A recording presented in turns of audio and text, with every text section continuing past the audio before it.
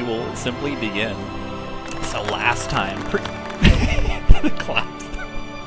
Previously on Khorzaire, the Curse of Life. Learning the location of all of the sacred fire pyres in Khorzaire, and discovering that some of them are lit without your action. You set your sights on the one that, as mentioned in what seemed like a casual remark from Administrator, has the attention of a dangerous lich entity. Spying something, but when you were viewing it, spying something next to it in your spyglass, you hastened toward Zozo, the capital city of Duralisk. The quickest way to get there was as the crow flies, or in this case, a raven, who had just finished building a gliding vessel ahead of schedule thanks to the party's earlier involvement. The exhilarating cloud-hopping journey was met with some few wonder and skirmish, with Chuman wrestling with a group seeking to retrieve him. All risk thwarted, however. The ship remained intact and unharassed the entire flight, somehow, making it possible to land smoothly in a street of Zozo. Thus, here you are, once again, in the nation responsible for distributing knowledge across Khorzaire, where inventions and experiments are king, and the cutting edge of technology, magical or otherwise, are ever present. This is a new city, a new land. You know the brazier could be on the roof of any of these buildings, and also that, while most establishments are open to the public, traversing where you please, or truly where you please, requires a membership of sorts in the form of a library card. You were told that on board the Thopter. So sidling away from the landing site, as a camel proudly claims the ship as its perch, attempting to attract little attention in Xalia, gracefully arriving on top of a stable with camels in it.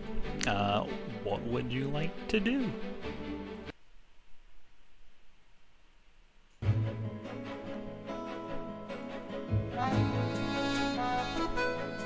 I mean, Xalia has wings right now, right? Correct. She's gonna fly around, just look, have a look out, look for libraries, look for books. Okay. Slide me your favorite go find something check.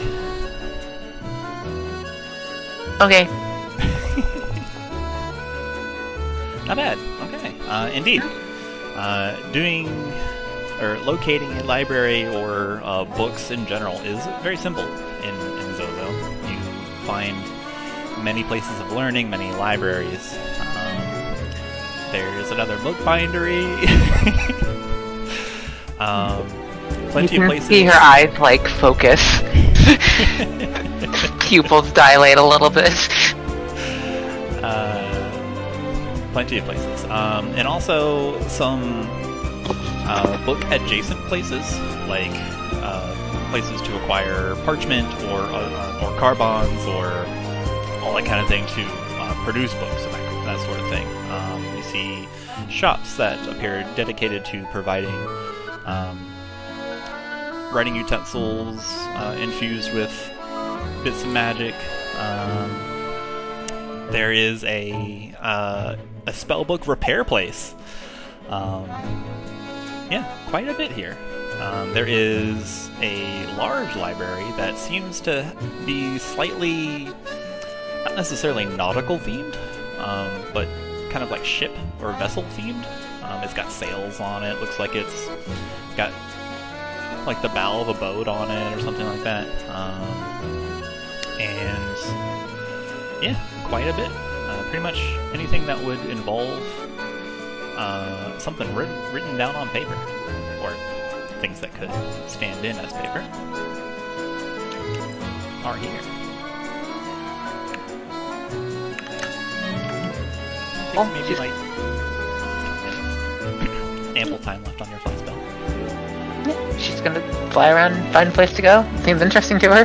Okay. Probably the library.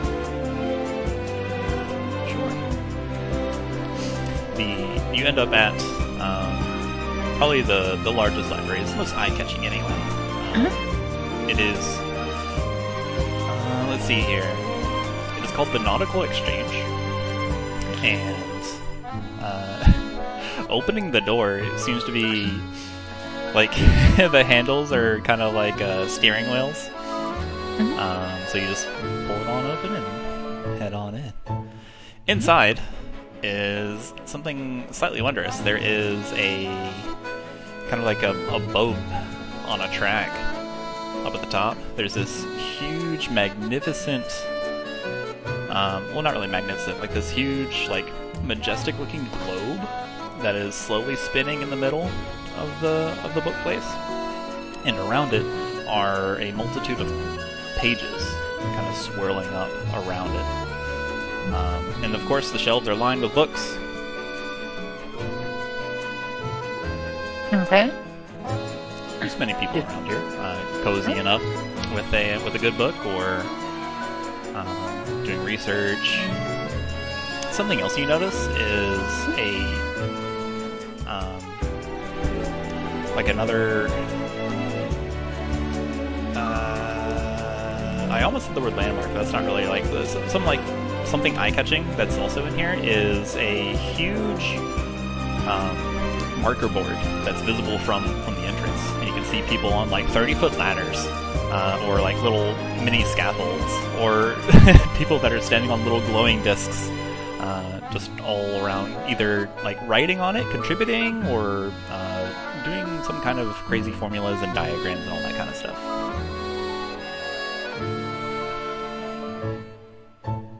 Okay. So try to trace the formulas, figure out what's going on with them. Okay. Let's see here. So while you're over here, there's a lot of people, and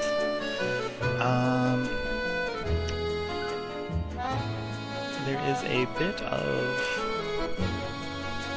kind of like natural little hubbub where people are just talking about different portions of academia.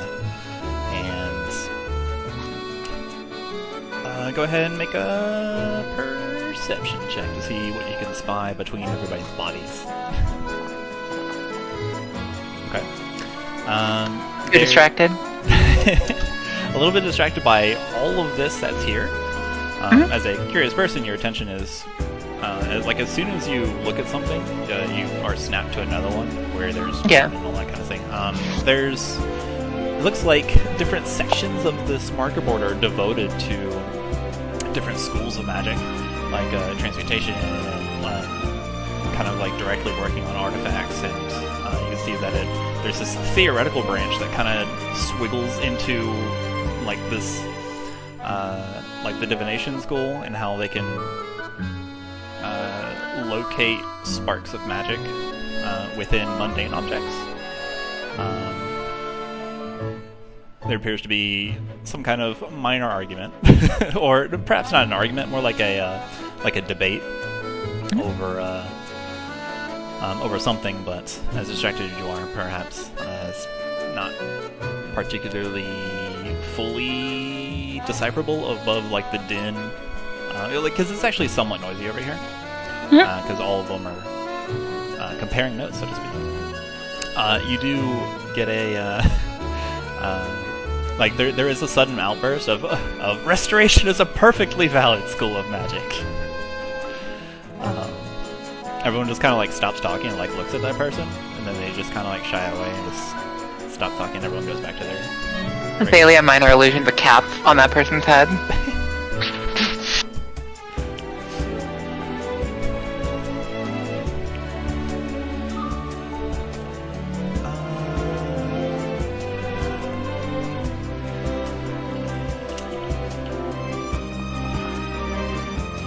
Nobody dies.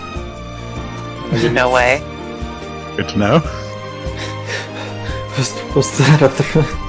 Yes. That's something we should be worried about. When you minor illusion the cap on their head, like the kind of spark of magic coalesces around them and it just forms.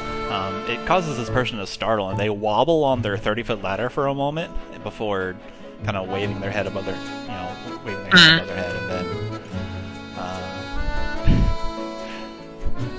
looking around, wide-eyed.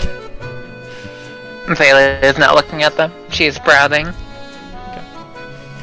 Let's see here. there's quite a bit you can get up to in here. Is there any kind of like topics that you're interested in? Something you would like to research or look up or ask about? Nothing in particular. The formulas on the wall have caught her eye, and she's spending time like thinking, trying to decipher what exactly is going on with them. Okay. Slide me investigation or arcana. Okay.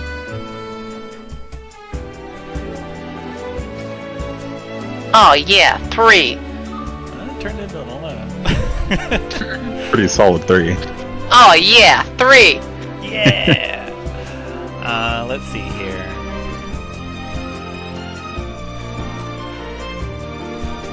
I'll probably take the amount of time that is left on your fly spell. But the formulas that are probably the most interesting are... let's find out. Let's roll a d4. Let's roll a pyramid. The ones that have problematic and unexpected effects. You can see that there's kind of like one student, maybe kind of like a stocky, not stocky, kind of like a they're not eating very well, kind of figure, and kind of long, thin ponytail hair, and they're scribbling. They're trying to be to themselves and just be off in the side in a corner. They're just sitting cross-legged on the very bottom left. So as much as they try to hide, they actually stick out a little bit more than perhaps the intent. And it looks like they have many different formulas on imbibables Okay. that have improper effects. It looks like they're cataloging instances that have happened, and then it looks like they're trying to figure out how to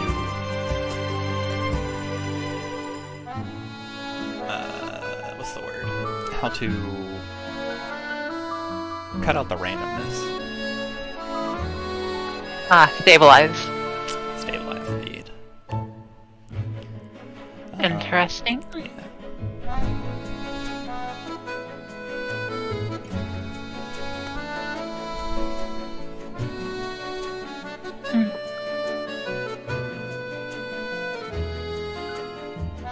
With that arcana, I'm going to presume Xalia does not have any insights to offer. Let's see, 11.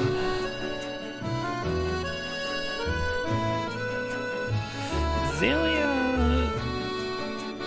does not necessarily have excellent potionomics knowledge.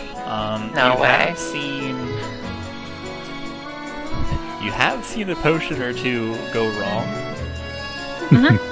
No way. You have. I don't believe you. You don't have to believe me. Xalia does. You do have a couple, maybe like tales to tell, or descriptions of what would have turned one of your companions blue. They're going to minor illusion the person blue. Okay. So there's a... Well, are you minor illusioning like a person next to them that is blue, or you're attempting to illusion the... I'm making them blue. Gotcha, okay. As they're writing, just... their arm, like their forearm, and this suddenly turns this shade of blueberry, and they look at all of their skin, like they freeze for a moment. They're like, huh? What's going on? I didn't drink anything for like 10 minutes. I have to write this down. And then they write it down, and their arm comes away from the blue. They're like, then they're startled again. They're like, ah! The blue will like swirl and coalesce into the appropriate ingredients for the blue potion and demonstration. Make another Arcana check for me. Okay.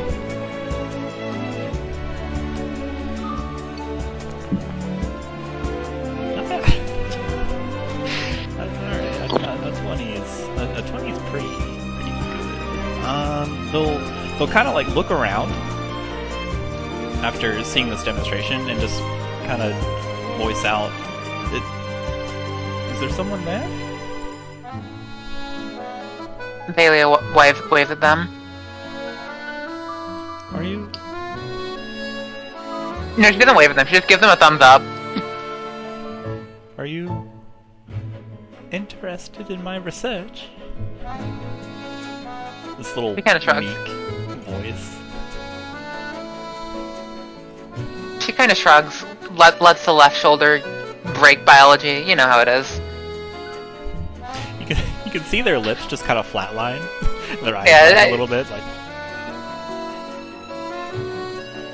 We all just casually break and reattach our collarbone, right? We all know this experience? Yeah. Yeah. All the time. Thank you. Thumbs up. You can see them quickly turn back to their little portion of the marker board. You just start scribbling, and you can see them copying down what you have described to them. They pull a little notebook and they write some notes themselves on paper instead of marker board as well.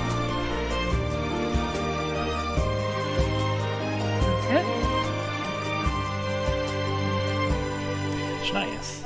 So that'll probably take you the remainder of your fly spell, which would be about 40-50 minutes. Yep. Meanwhile,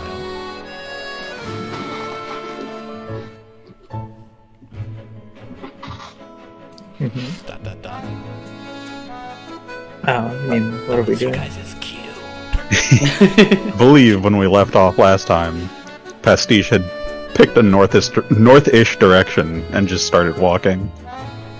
Yeah. Same.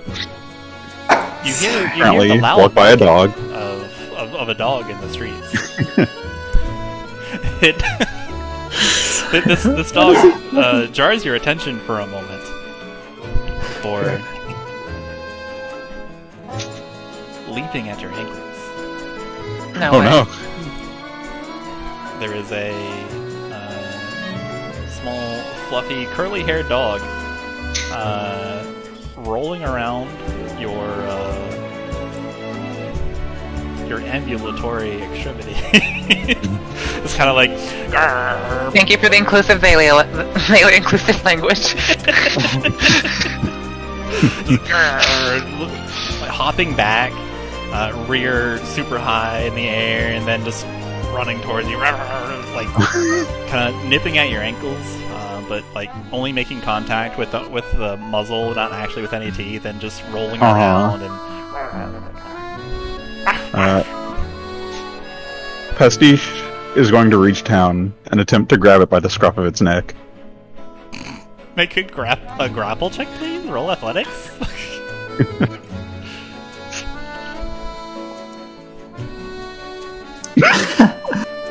A natural 20. The dog cannot roll. Actually, just kidding. Acrobatics, shabam. As you, Pastiche, as you reach down with your claws to attempt to accost to attempt to accost this rogue dog, it attempts to leap to one side, but you are too quick for it. You grab it, yank it by the proper carrying place for a small dog, the scruff of its neck. You now have a dog in your possession. This little kind of like fluffy, sandy color, curly hair dog. Not quite sure what breed it is, but it is definitely a fluff monster. Oh wait, that wasn't just an X-Phase mutant. Pastiche is going to reach their other hand down, place it under their funny little doggy bum, lift the dog into the air, and look around. Does this belong to any of you? Let me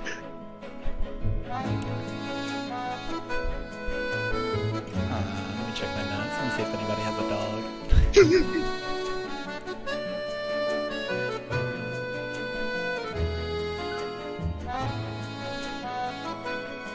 There doesn't seem to be any response.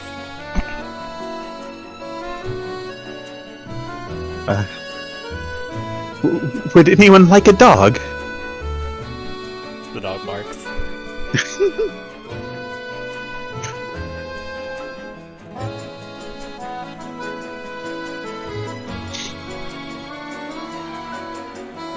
Pastiche waits a few beats, Starts wiggling. puts the dog back on the ground, and attempts to walk away. Set the dog back. Dog looks around.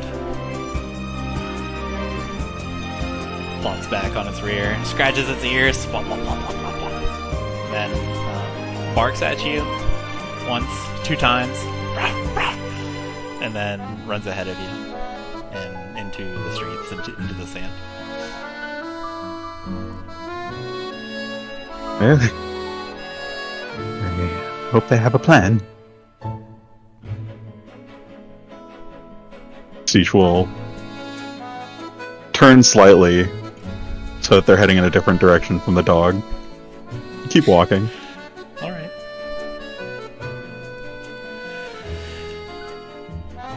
Pastiche, as you walk the sands of Zozo, there is quite a bit going on. There are little sprays of magic that happen every once in a while. Just little, like, bits of sparkles and glitter and that sort of thing. You can hear oohs and ahs as people perform experiments bare in the street, just broad daylight. And you can see it's not as bustling as Loxnox was. This is more of a calm and purposeful atmosphere. But Okay. There are people around. There's the even though the atmosphere is calm, of course, there's the random minor interruption. You can see. Let's see here. What do you see? Throw me perception, please. Yeah.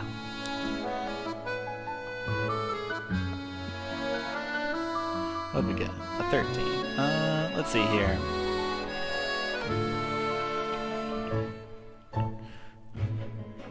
See many stalls indeed. People walking around just holding a book. Similar kind of aura to the Fountain Square that you experienced in Lampshade. There's a couple people like collaborating on a project. There's a camel walking around being led by a person wrapped up in kind of like gray robes. There's someone wearing a very strange mask. They stick out. It is a circular mask that obscures like their entire like front of their face, and it's held by like a horizontal strap, kind of like a Halloween mask is. It's this mask is kind of like has devious looking eyes and like a grinning smile, and it is bisected down the center. One side is red and one side is gray. Like, you can see them kind of rubbing their hands together as they rock back and forth. Yeah? That's definitely notable.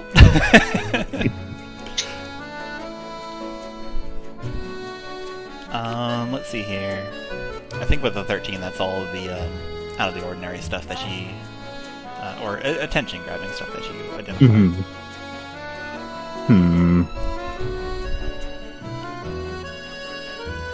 Yeah, why not? Pastiche is going to approach the person with the strange mask. Amazing. They see you shift your gait towards them, and they immediately notice, and you can just feel this. Their mask has a certain expression. You can feel that expression behind them. They start wringing their hands, and They take one step towards you, and they just wait to see if you're actually going to come up to them. Pastiche is going to raise a hand, give kind of a friendly wave in their direction. They return it with like a double up wave. Like they start to raise it, then stop, and then raise it more. As they get closer, Pastiche will pipe up. Greetings. Are you familiar with this area? Yeah, we're over here, but oops, no.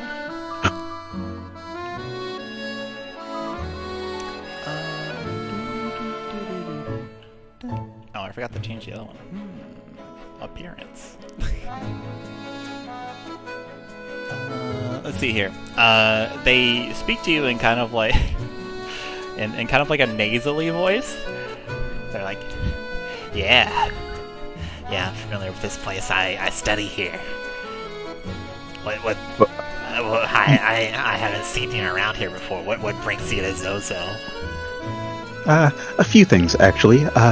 Before we get into that, what do you study here? Magic. Ooh, what kind?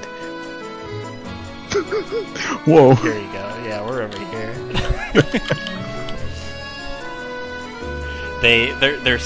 They kind of like clap their hands together, and they're like squeezing their palms together.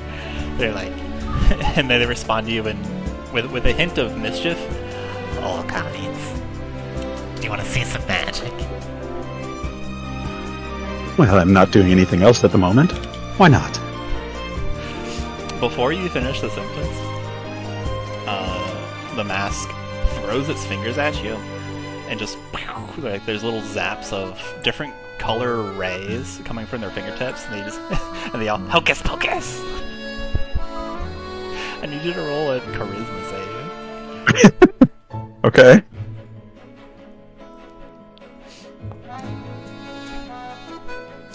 Cool. I need you to roll a D100. Okay. I like where this is going. Very fun. I also need to roll a second one.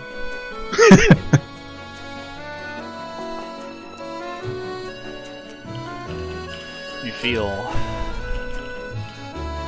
some magic taking hold.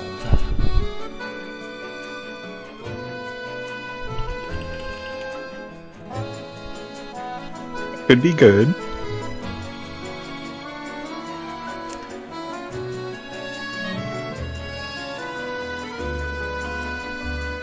Are we at 84? Yeah, sure we did. Let's see here.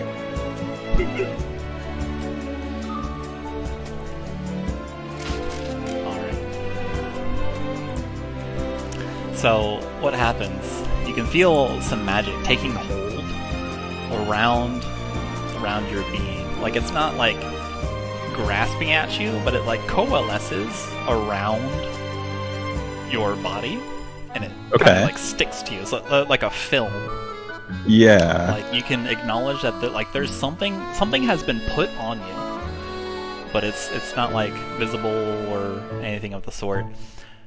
And the result of this is you suddenly hear the wishing of like the swishing of paper, parchment paper, and just whoosh, whoosh, whoosh, whoosh, as you look around, and suddenly there are 1 trillion butterflies made out of paper, construction paper, all different colors. So there's green, red, dark red, magenta, fuchsia, purple, lavender. Just a rainbow of paper crafted butterflies that are now floating all around you.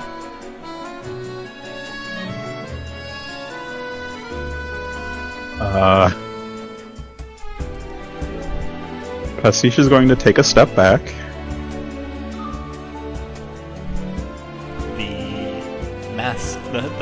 The masked individual just kind of goes. Pastiche is like Thank you for your raising their arms, trying to look at their own body, see if they can even see themselves through the butterflies. Yeah, a little bit.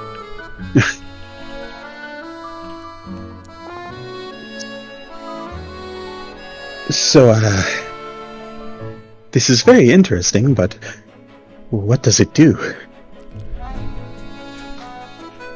I don't know. I have a list of experimental magics to try out, and I'm looking. It's been hard to get volunteers. I really appreciate your contribution. Well, it seems harmless enough. Would you like to try another? Hocus pocus! Go ahead and roll another charisma save. Yeah.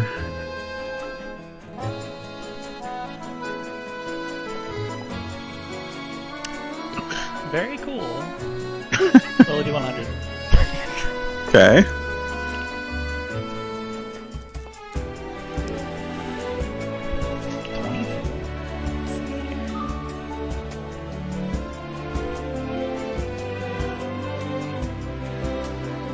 Okay.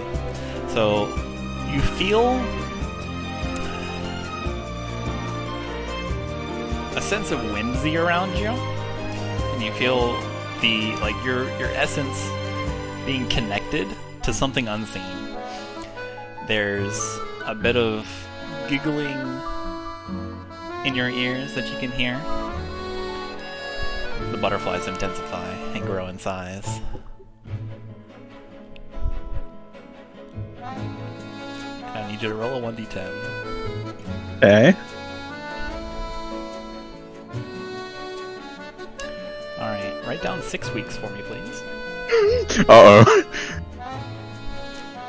Okay, it's written down. Alright. And I'm going to... I am also going to write this in my notes. You feel something has fundamentally changed about you, about your existence, Pastiche. Okay. Change is always nice. Hashtag notes.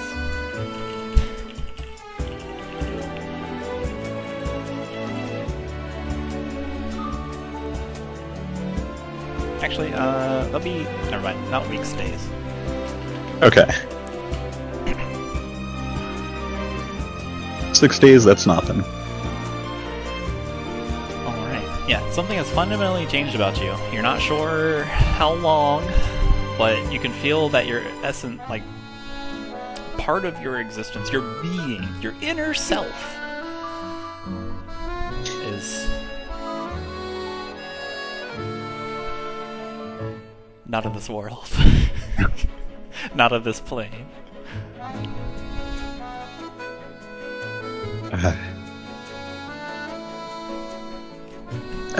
Do you have any clue what that one did? No. Pastiche will kind of hold their hand over their chest. No. How do you feel?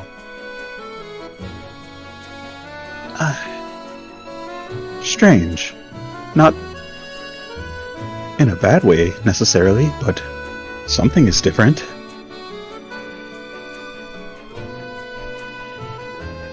The kind of magic that I've been practicing. Yeah, practicing's the word. The kind of magic I've been practicing is... How can I describe it? I'd like to describe it as happiness magic. Flower magic. Things that people like. You've been clued into the plane of happiness. Congratulations. But thank you. I know a bit of happiness magic myself. Pastiche puts their palms against each other, holds them there for a moment. Would you like to see? Kazam! Make a charisma save throw.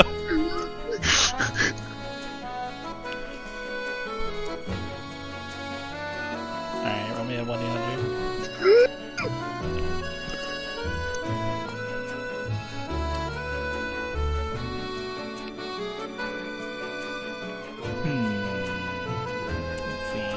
16.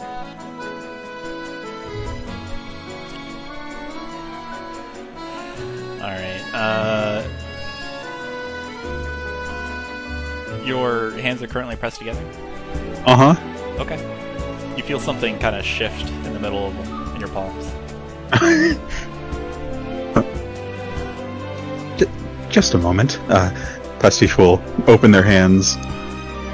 And, Like, and in your cup palm upwards. grasp, you see, Uh-huh. you see a kind of like green-gray bullfrog. Oh, well, that wasn't part of the plan. Is this yours? Pastiche holds the frog out towards the masked being. Nope. It's yours. In your head, you hear, "What's up?" Oh no. Well, thank you. Pastiche will gently place the frog on the ground. In your head, you hear, "Hey, what are you doing? I was comfortable. Pick me back up." One moment. Pastiche will lean back down, pick the frog up. In your head, you hear, "Yeah, yeah, Would you like to? puppies." Pastiche will place the frog on top of their head. Is that better? Oh, this is great. I'm on top of the world.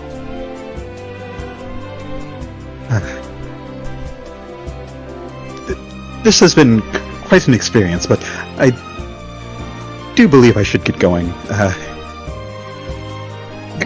Good luck. Pastiche starts walking away That with was your. nice. Crimson safe, please. Uh-huh.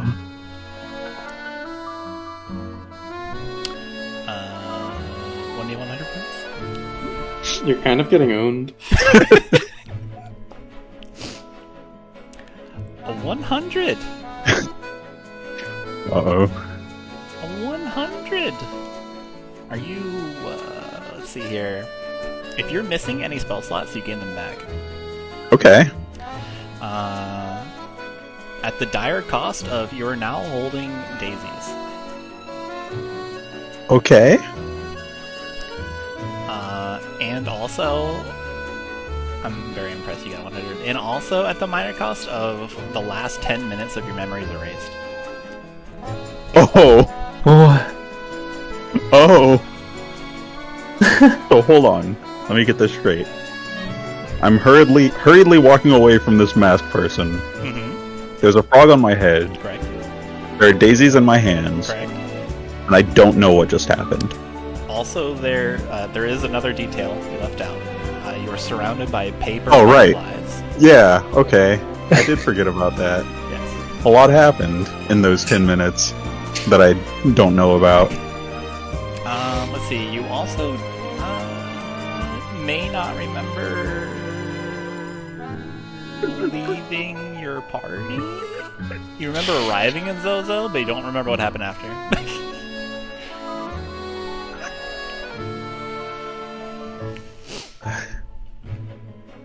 Pastiche stops suddenly.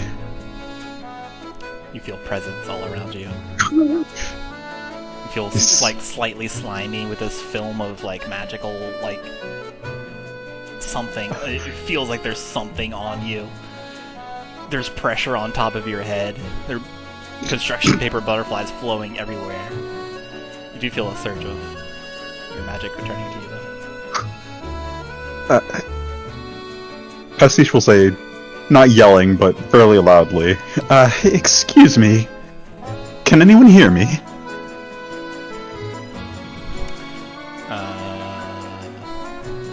Let's see.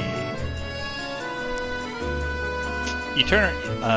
You hear a nasally voice say, "Yes, I can hear you. You turn around, and suddenly there is a curious individual there. They're kind of like short, stocky. They're kind of like wringing their hands. They wear a very circular mask, like kind of like Halloween mask. And it's just like bisected down the center. On one side is red, on one side is kind of like dull gray. They've responded to you. They look a little strange. What's this guy gonna do? Excuse me, sir. Do you happen to know what's with these butterflies? Nope. They disappeared around you. I saw it. It was a sudden thing. Do you know if we can do something about them? They're quite the nuisance.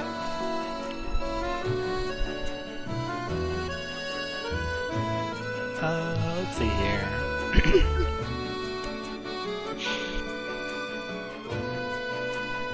The masked individual slowly shakes their head from side to side. Unfortunately, I do not. I only know how to make things up here. I am not trained in the way of making things disappear or any dispelling of magic. That's quite alright. Might you be able to point me towards someone who can? I'm not sure where I am, or how I got here. Last thing I remember, I was coming down from the sky. Do you know anyone who can dispel magic effects? Yes, certainly. You're in Zozo, by the way, the capital of Darlusk. Nearly everyone here is a magic practitioner, so you should be able to find someone easily enough. You might try the Academy. Zozo Academy. Yeah. The Academy, of course. Which way is that? They look around, as if they're not sure for a moment. Uh-huh. Then they point in two directions at once, crossing their arms. That way.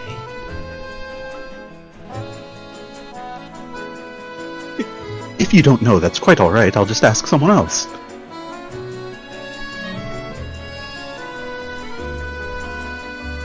Sorry.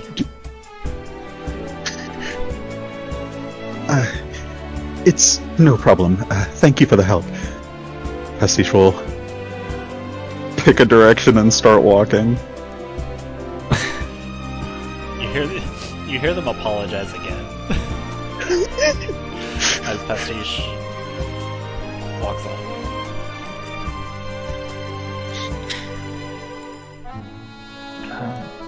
At some point during all of this, Kayla probably would have just asked somebody, like people on the street, where the main, like academy building, Zozo Academy building was.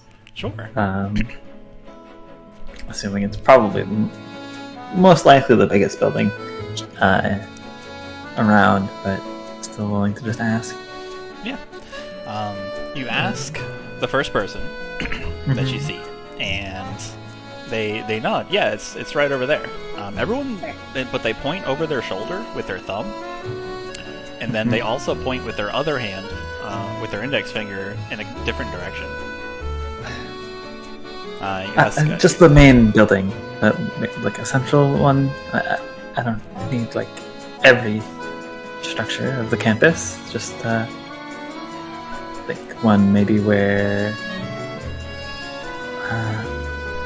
the faculty is mainly consistent in.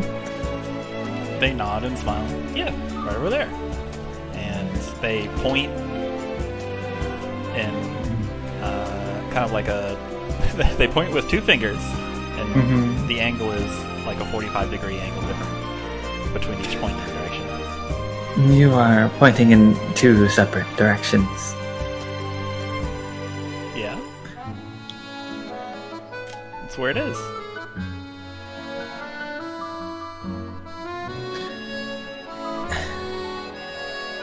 Are you saying that it is in both of those locations at once? Is this your first time in Zozo? Yes. Yes, it is. It's in both directions. You can choose one. You can choose either, and you'll eventually get there.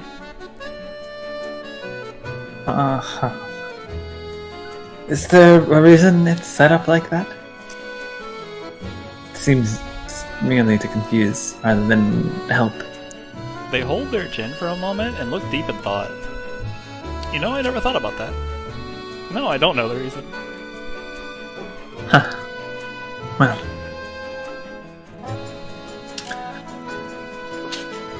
Thank you. Thank you for your assistance. Okay, we'll start moving in one of the directions. Towards whatever direction, just, I guess. I assume like north was. Yeah. Yeah. And It's kind of like there's like one's northwest, one's northeast. Is the directions that they went in.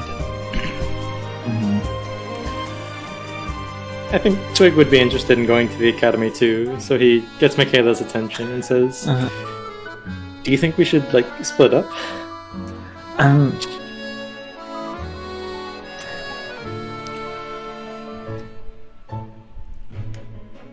Maybe. I guess we don't know which building, entrance, or however this is set up. We actually need to be at, so I guess that can't hurt. One of us will find it. Yeah. If it's not the one we're at, just go to the other one. That's good lead, I guess. It's not a bad idea.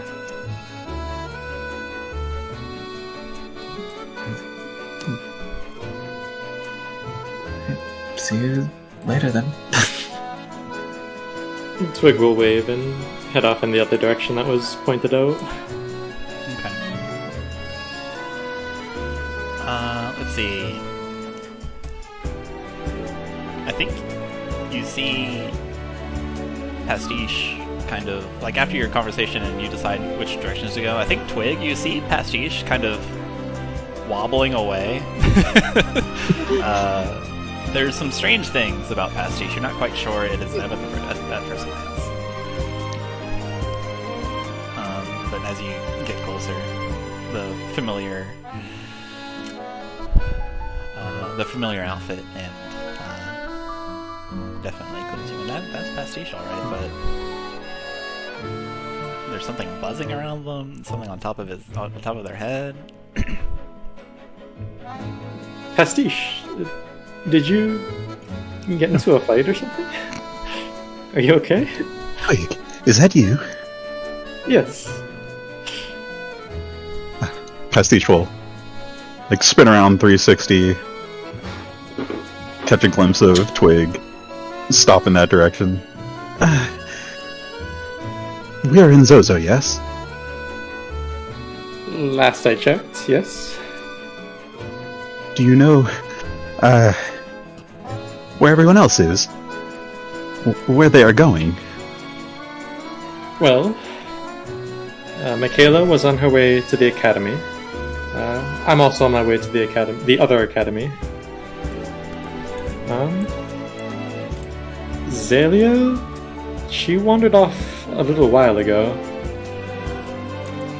But you saw her, didn't you? This was just a few minutes ago. Yes, well, I can't seem to remember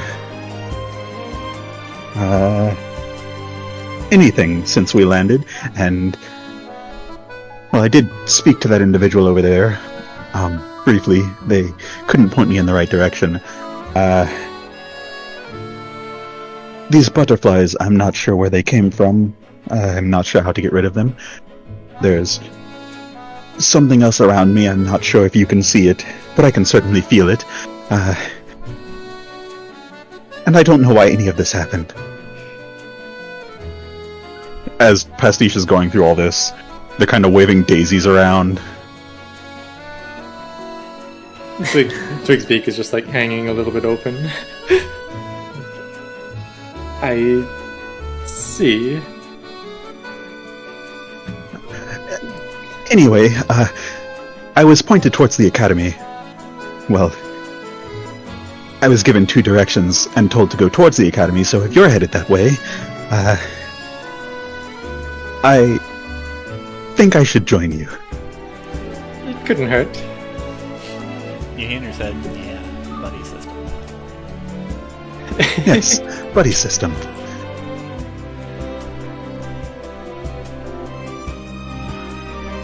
Twig will like nod to the masked man and just keep going on towards the academy, trying to like fill in the gaps in Pastiche's memory. Okay. So you head through the through the yellows and ceruleans and fuchsias of Zozo. Let's see here. What's Chuman doing?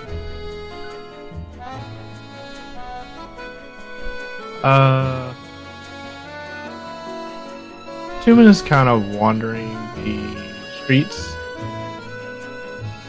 taking in the area around Zozo. Okay. Doesn't really have a certain direction. He's kind of just like looking around, seeing everything that's in Zozo. Okay. Cool. Roll me, nah,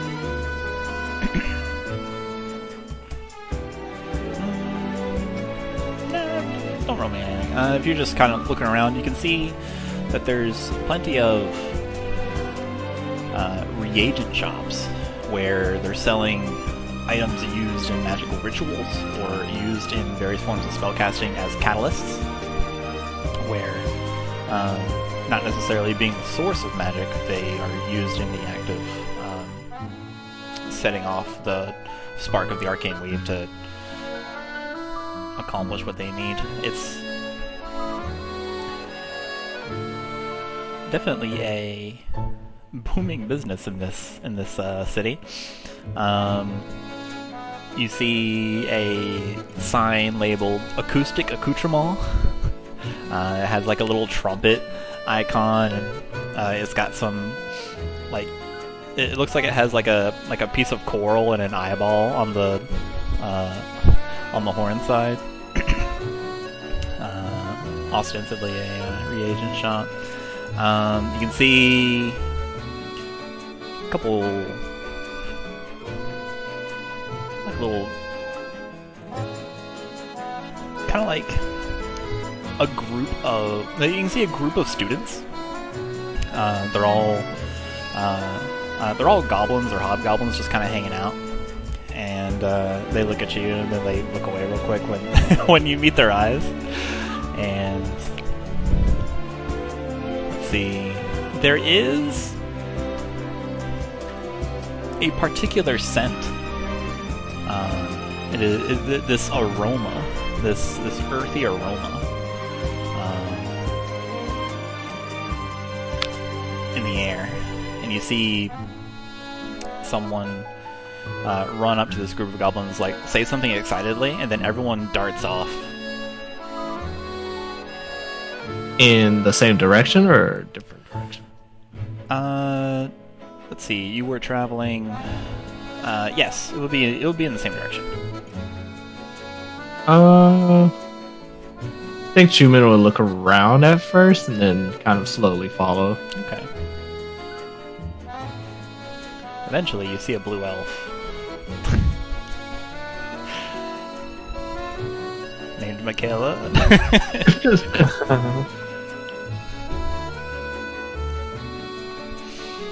Let's see. Pretty easy to stand out pretty easily. Right. Seeing your companion, John Tubman, you two can head in that direction. Let's see here. Makayla. Oh, sorry, go ahead. Chuman greets Makayla. Makayla. Oh, yes? Are you just looking around? Checking out Zozo? No, we're going to the academy. Or at least trying to. There seems to be some sort of dual locations, I guess. And we're not sure which one we need to be at, but Twig and Zoaz are going. Oh, sorry, Twig and Pastiche are going to the other one, and I suppose we could head to the one near us. This way. Points in that direction. Alright, sounds like a plan. I was just wandering the streets for a little bit anyway. And unfortunately, not quite here for sightseeing. We do have something we need to do and are a bit time pressured for it. Perhaps another time, or when we're done, we can actually enjoy the city proper. Speaking of which, have you seen Xalia at all? Oh, I believe she flew off, and well, you know how she is, doing whatever she wants. Xalia, standard Xalia moment. I'm sure we'll meet back up with her. Yeah. She always finds her way back. Or us to her, I suppose.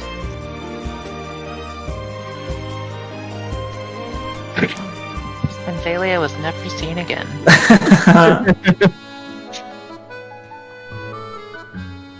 Rest in pieces. You can still hear her voice. No, you can't.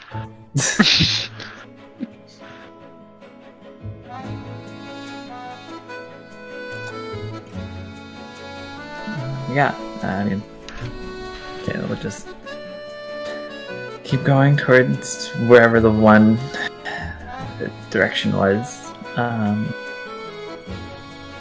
to enter the academy. Okay. So you guys are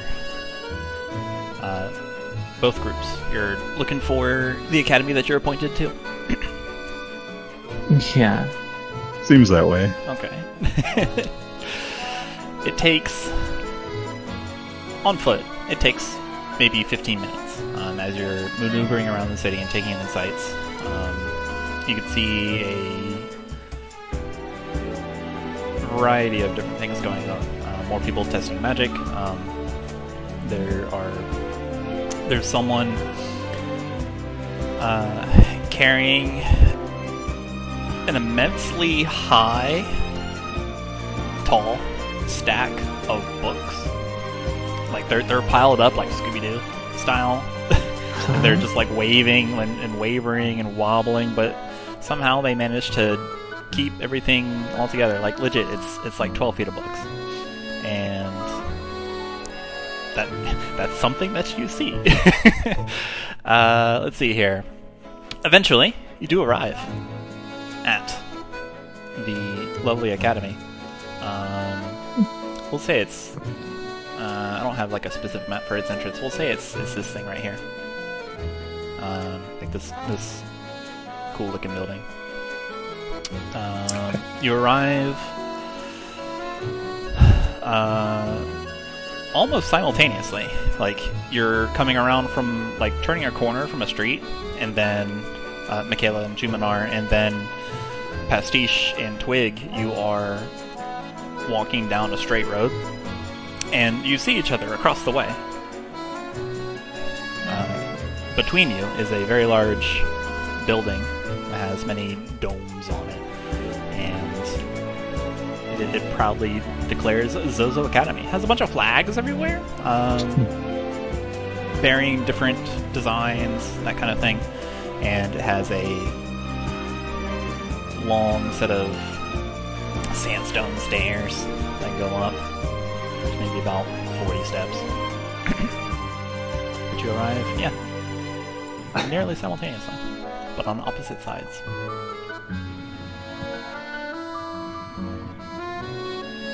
Kayla like looks around as if like somehow like looks up as if somehow she got like turned around and like went the wrong way and gives like a very confused look to Twig.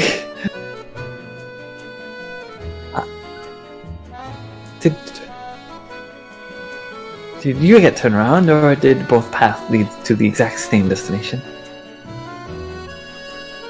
I don't think we got turned around. Huh. Makayla, greetings. Hi. Hello.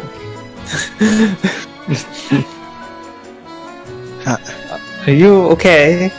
Notice you still have like the daisies, the frog on your head, and like Yeah, I'm pretty sure. Absolutely. Well, it's a long story. One I do not know.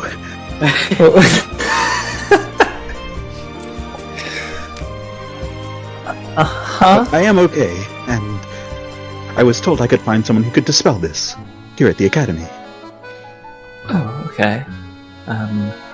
Looks down at herself. Yeah, that actually probably would be a good idea. Yes. Finding someone who could do that.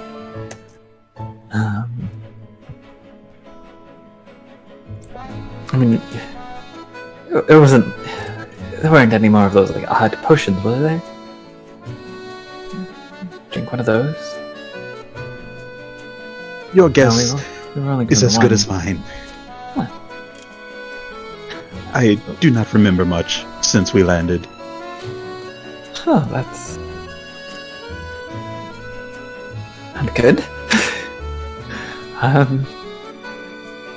Well, even- not much happened. Do you even I think. remember the last person you were before you lost your memory? Well, I remember we were descending from the sky, and then there's a gap. I spoke to a kind patron with a strange mask, and then I ran into Twig.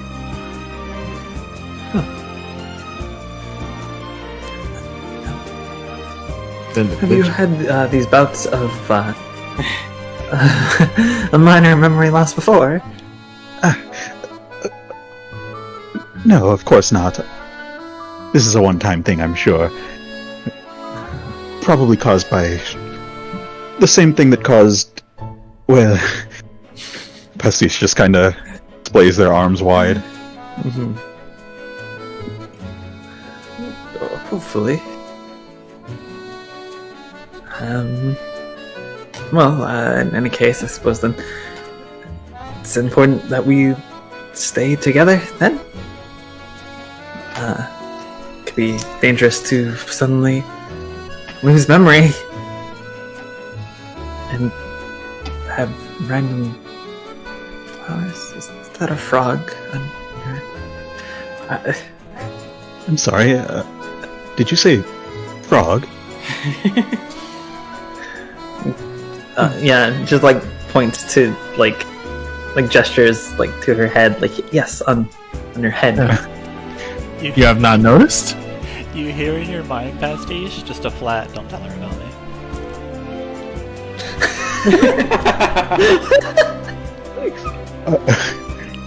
Pastiche will, like, reach a hand up, feel around their head a bit. Grab the frog, Hey, bring it down to their face. hey, hands off the merchandise.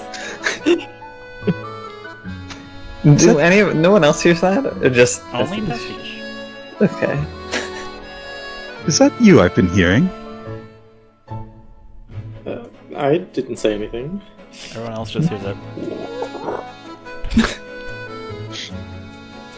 Pastiche, are you sure you didn't just lose your memory? Well, I'm not sure when this fellow joined me, but seems harmless enough. Oh, I have an idea actually. Cast Speak with Animals. Hello, frog. Do you happen to remember what had happened to your friend Pastiche here? Past 15 or so minutes? Let's see.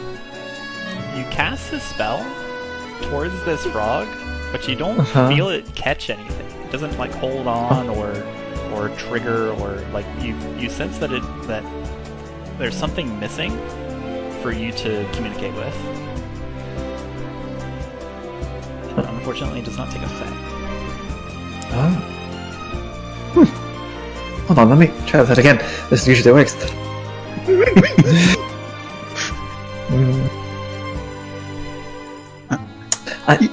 You heard her question, did you not? Do you happen to remember? Pastiche is speaking to this frog in their palm. You hear in your head, I just got here, dude. I see. I don't believe that's a frog. Or rather, a natural one. Pastiche raises the frog back to their head as Makayla says this. Well, whatever they are, they do not know either. Yeah. This is my home. I'm comfortable here.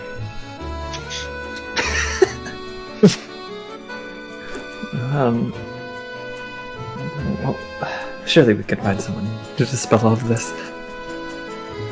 Keep the woman away from me. She's scary. Oh, you'll learn to love her. She tried to cast a spell on me. Pastiche kind of pets the frog on their head. You will be fine. Technically, I'm casting the spell on myself. That lets me speak to you, but... Look, the frog doesn't know. And neither does McCann. So... well, I suppose we should just go as we are then. For the best. What a sight.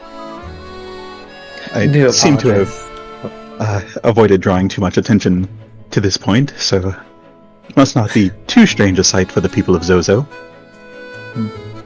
Perhaps they're just all too busy with their own work.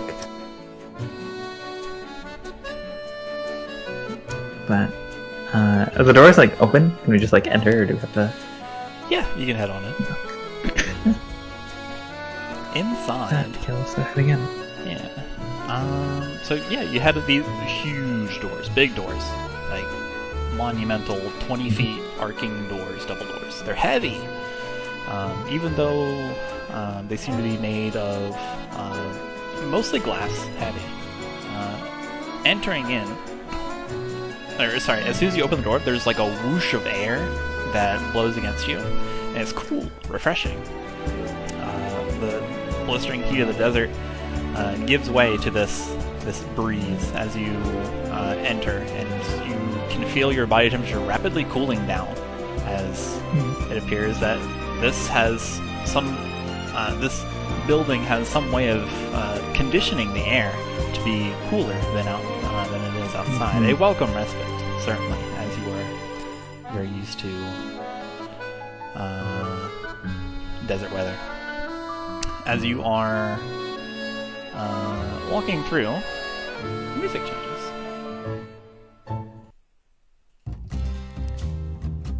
As you're walking through this kind of like lobby, you look around, there's plenty of desks with little quills on them. You can see hallways that immediately maneuver around towards different corridors and ostensibly classrooms. You can see that each one's a little labeled, and you're maneuvering around these hallways, and you are able to spot where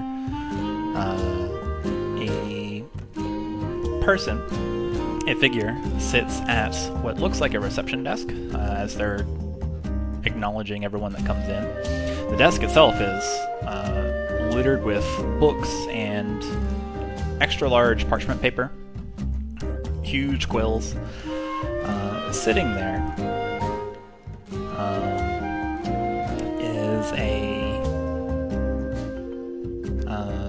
is a lizard person with this very kind of like mohawk-looking orange and yellow crest on their head, and green scales, yellow underbelly. You can see that she's kind of like lightly muscled, as as you go up to this person, you can see that there's like she pays attention. You see that there's a scar that crosses her left eye, just from forehead all the way down to her cheek. Notices you and acknowledges your presence and your magical presence. And nods at your approach and gives you this look of, well,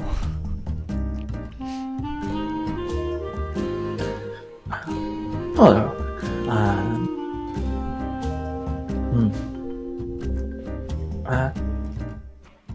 Let me just get down to priority matters. We are here on behalf of Merchant Queen Xalia, and would like to request an audience with Merchant King Alma. If he is here. If not, some other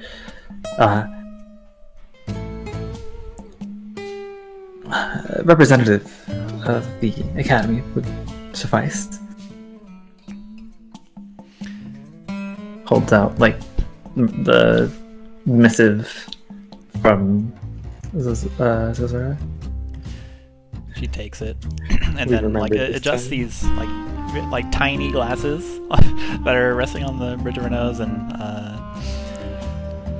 opens her mouth to speak, and what croaks out is this kind of like smoker voice. And Mike Wazowski. Do you have an appointment?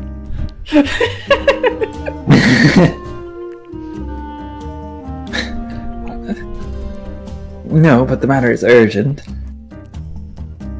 I'm afraid you may have come at the wrong time. Merchant King Alma is not in the office at the moment. He's not due back until the end of the week. I see. Well, is there anyone else we could speak with? You could speak with some of the other merchant princes, but they're all... They may be busy teaching classes and perhaps not have as much time as Mr. Alma. I see. If you don't mind me asking, where is the Merchant King? He's out on research.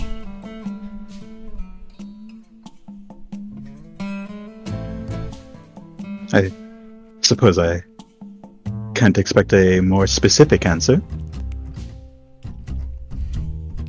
She eyes you up and down, looks at your butterflies, looks at your frog, and looks at your daisies.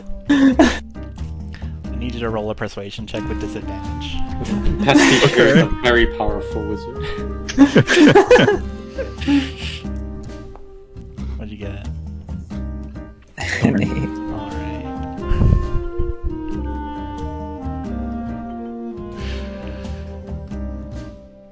Yeah, she looks at you up and down and examines all of your magic going on. And she gives this kind of like she gives this smile to you. Unfortunately not. I can put you on a waiting list and you'll be notified upon his return. Your place in line will be kept. I can do that at least. Right.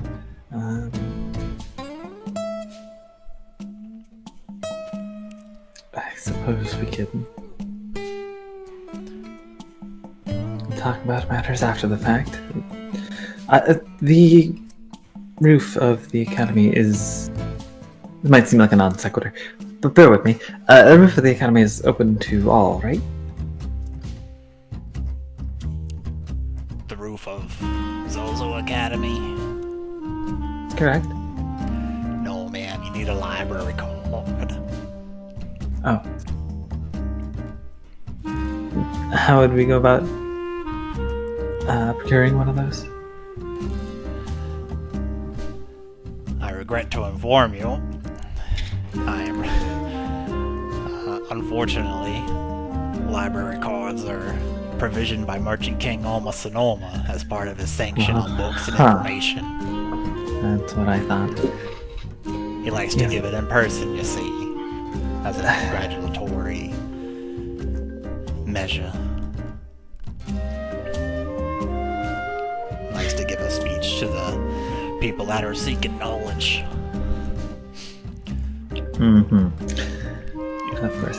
See, it's not just the roof, it's the things that are between the roof and the door that the library card is needed to access.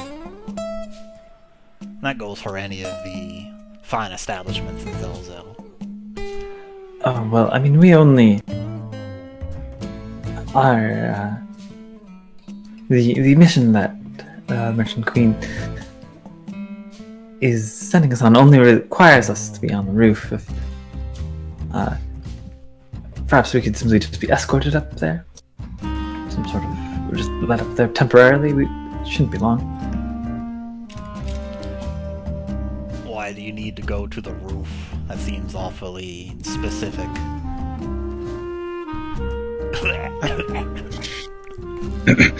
Bless you. If you would just read the missive, I'm sure it has all the information you need. She adjusts her glass, and you see her head go down and hold the piece of paper, read it. I'm not sure about it. You can see her kind of like open her mouth. There's this sucking motion, or like sucking sound as she closes her mouth again.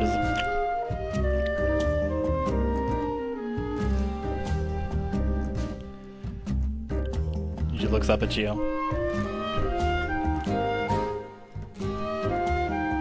I'm afraid this message is even less specific than you've been.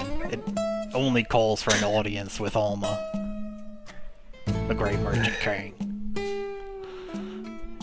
It actually does not mention anything about the roof or any other destination. Well, certainly, if we were granted an audience with the Merchant King, that must count for something, yes?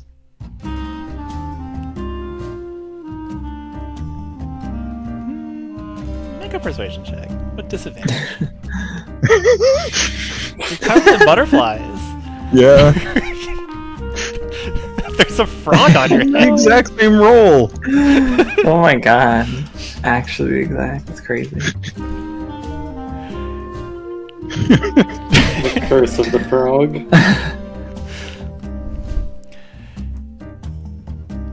She looks at you again with the same smile. So condescending. I would love to let you up there, but it's not within my jurisdiction to grant entry to places that require a library card without a library card. Perhaps that's the reason why you have such a message, so that you can meet with Merchant King Alma, so that he can escort you on up there. Yes, I believe that was indeed actually our original intention. It is a delicate matter that we've been requested to keep between merchant kings and queens, but we are a bit on a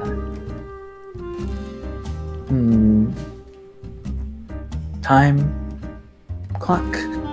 There are others also trying to reach specifically something on your roof that, well, they won't exactly ask for permission unless we would get there first. And this cannot wait a week. Make a persuasion check. Regular one. Okay. Okay. You being a blueberry is not is not detrimental. Hey. There we go. 25. Okay.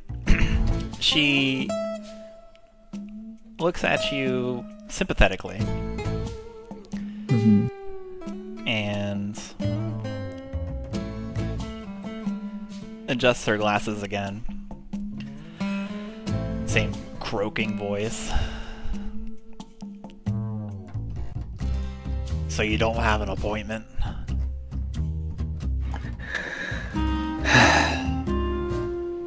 No, we do not. Made a trip, revolutionary trip, flying on a boat. You can see the ship we landed in the center of town. I'm sure the Raven, who I believe is an alumni of this academy, built it and flew it themselves. This is a urgent matter. We've taken extreme measures to get here as quickly as we could. We really cannot wait for an appointment. My heart goes out to you. Kind of does a quick aside to Pastiche. Would you be able to simply just teleport us up to the roof?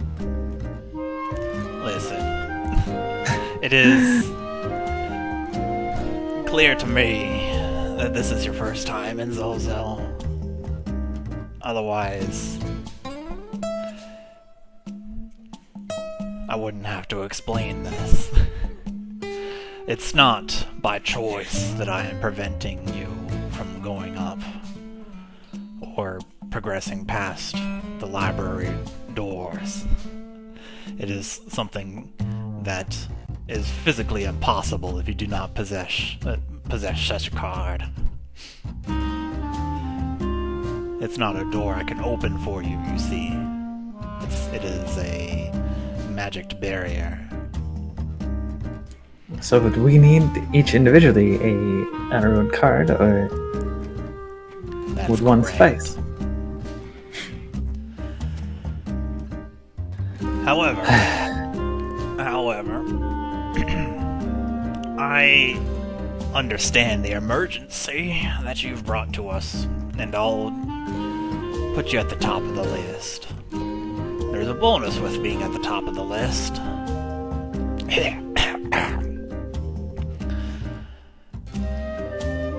Merchant King Alma Sonoma has recently returned, has simply instructed me to push out all of his appointments a week out.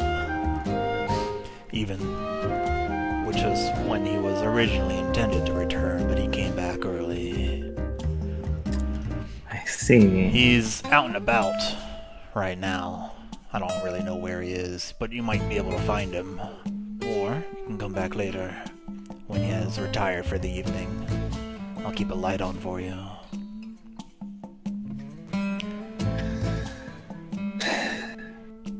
Do you know when he'll be back? Or any idea, specifically?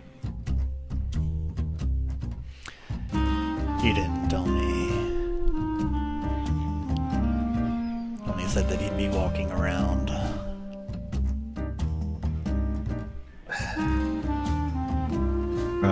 Around this time, Pastiche is going to look straight up and see if they can get a gauge for how high up the ceiling is. Okay.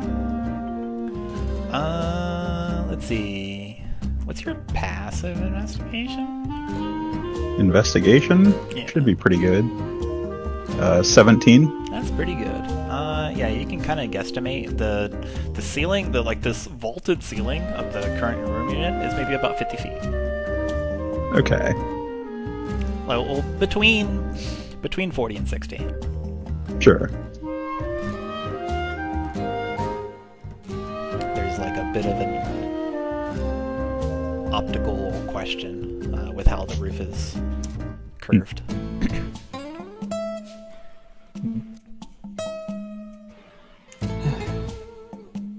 Huh. I appreciate your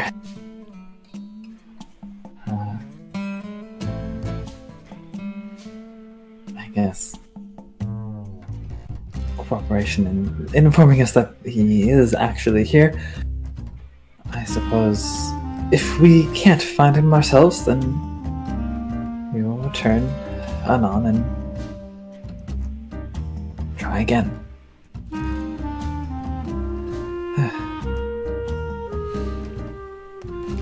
He did tell me he'd be back by tonight.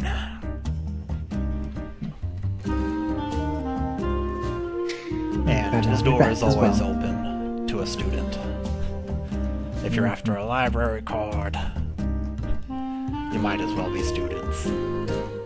It looks like you're after something, and I appreciate. Anyone can appreciate that.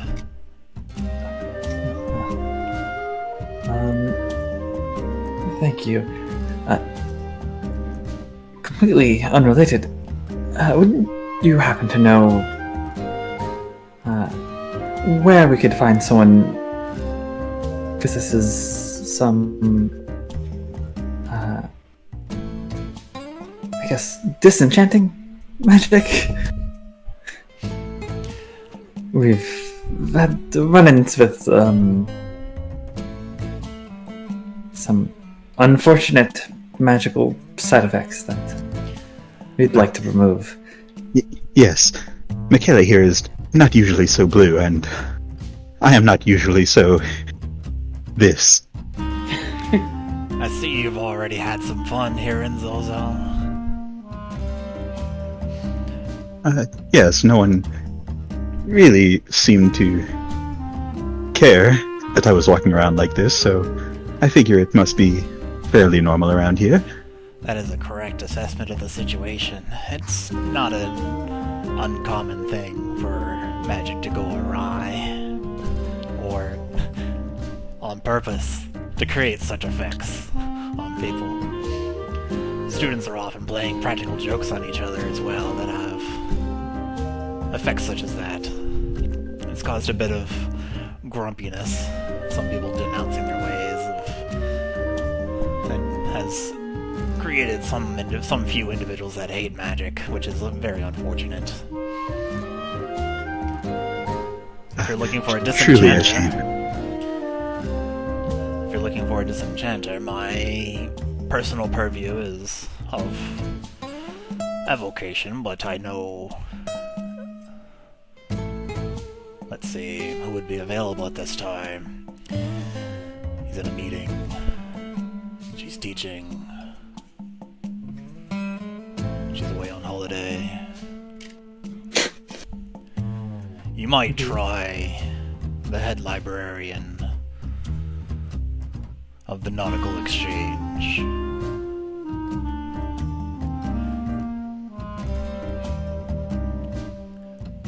Alternatively, there's a professor giving a lecture. You might catch them at the end of the lecture. Both of those individuals should be able to... She smiles. Big toothy lizard man. Or lizard person smile. Situation.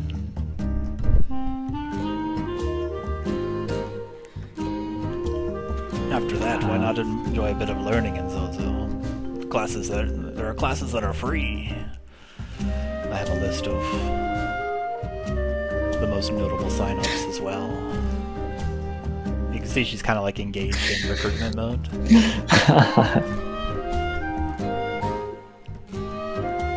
Twig perks up a little bit. Free classes? That's correct. Classes about all sorts of topics, magical or otherwise. Agriculture, horticulture, art, performance. The topics here are wide in Zozo.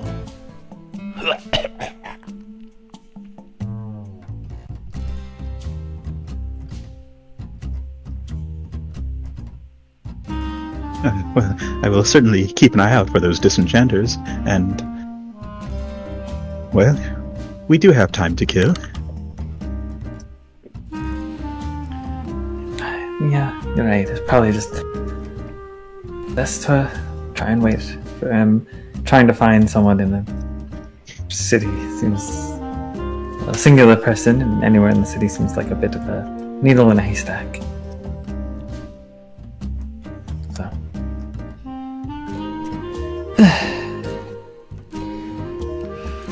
There's nothing else to do after we get, hopefully quickly, disenchanted. Learning new things never hurts, right? What's everyone's, give me a charisma ability check. Ability check. Yeah. From everyone? From everyone that's in the room.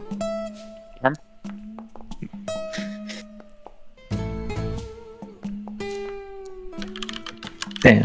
Pastiche.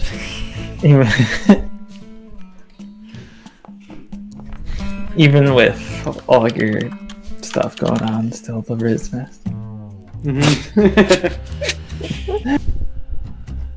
That is what they call me.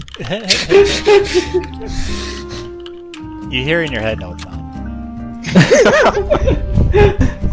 How would he know? Dang. It could be. The lizard person, secretary, tight receptionist person, looks at you all. As a reminder, that's the head librarian in the Nautical Expanse Library, or not Expanse, sorry, the Nautical Exchange Library. Or, if you're sticking around the Academy, the professor that is skilled in disenchantment magic, is giving a lecture on... Oh, what is the name of it? She checks her notes, like she shovels some papers and like she's and then finds the paper. You can see like a claw scanning down, like apparently a list of lectures and their names, and you can see some dates and times. It's called Just Make Paint.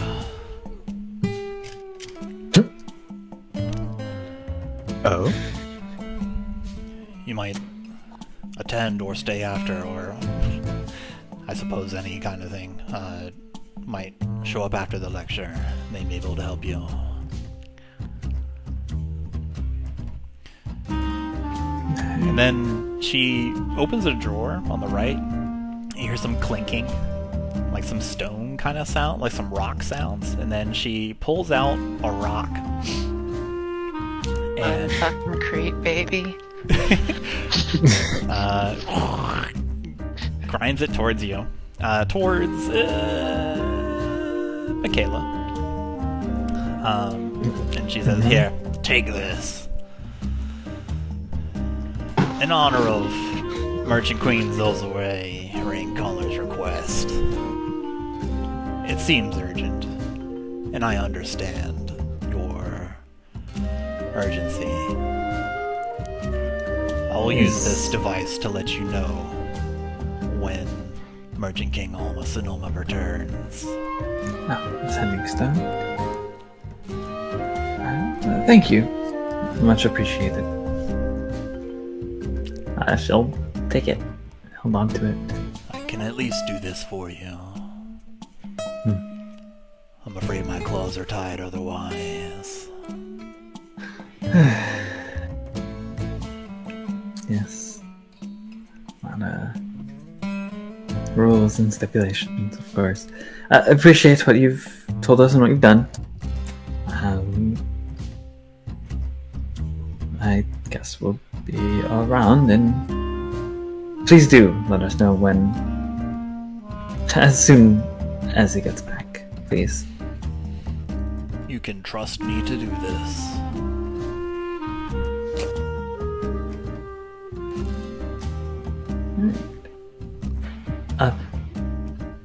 Where exactly is the Library of Nautical Exchange?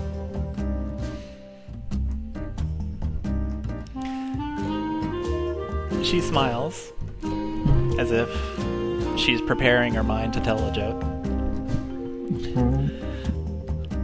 And she holds up two claws, and they point in different directions. Why? That way. You'll want to turn a corner as well. A corner. Okay. That's right.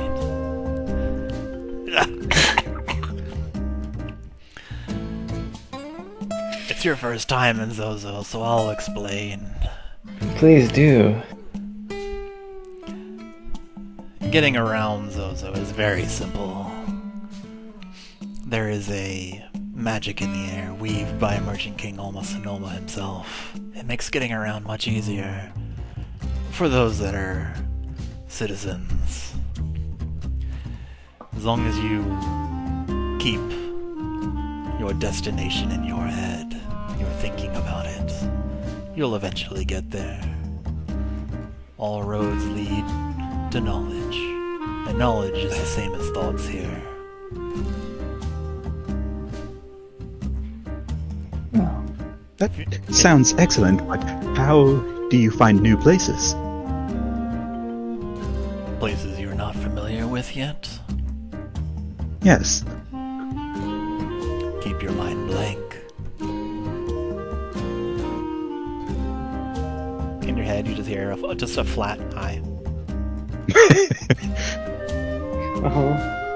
Time for Pastiche to go to Frog. No frog. But thank you for the information. And their tail the ribbit dibbit.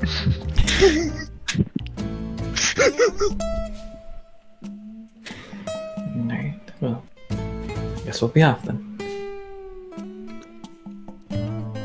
I hope to see you soon. Why are you like this? Sooner the better.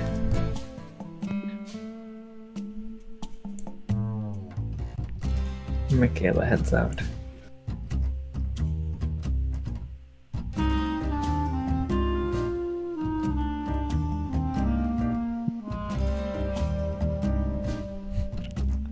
Consider your appointment scheduled.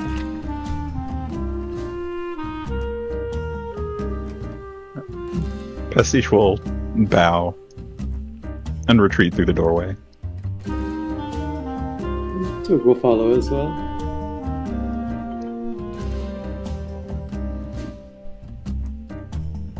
As the party exits,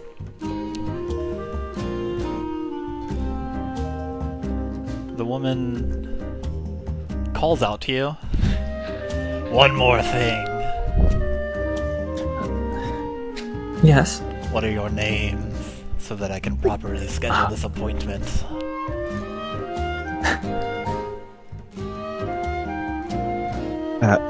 The name is Pastiche. The Kenku here is Twig. The blue one is Makayla. And our quiet friend is Chuman. There might be one more with us later. Xalia. They go by. She scribbles down your names as they are declared, and then smiles back up. Go on, describe her. You are beyond description. You will know Xalia when you see her. Call me Shreka.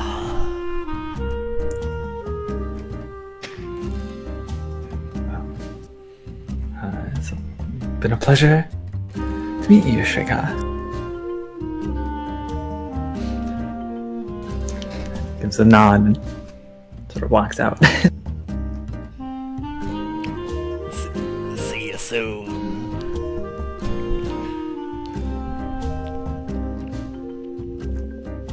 Pastiche will continue on their way out.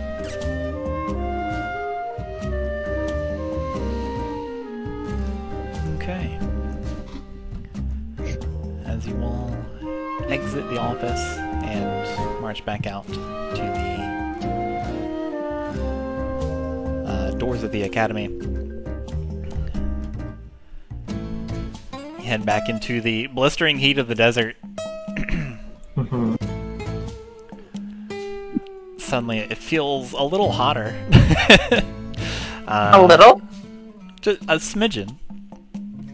A little little hotter than what you remember as you exit and you're back out onto the streets. Let's see here. As you look around, it's got Xalia. Hello. Let's see here. Xalia, you're actually somewhere. Let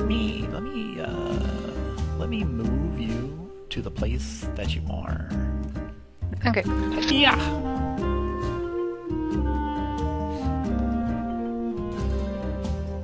Oh, I should probably look at my screen. You're in this grand library. No way. Yeah. Let's see. Are you doing anything special while you're here? As you're running around, or? She probably found a book and is currently reading it on the ceiling by virtue of a spider climb spell. Okay. Let's see here. Is there a topic that this book would be about? Whatever. It sounds interesting, particularly if it has to do with magical theory. Okay. Okay. Let's see. It is a big book. It is a heavy book. It is a wide book. And it indeed is about magical theory and in the Arcane Weave, and I will send you a letter after the session. But give me an Arcana check with Cool. advantage. Cool. Okay. I got a 9. That turned into a 17. 17 is pretty good. 17 is definitely, like, literate. So yeah, I'll get you a cool book later. Oh, yeah. Let's see. While you're here,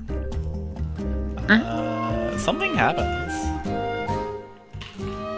Let me see what happens. A 3? Why do all of the... Oh my goodness. You hear some commotion. Some grumbling. Some complaining and swift footsteps.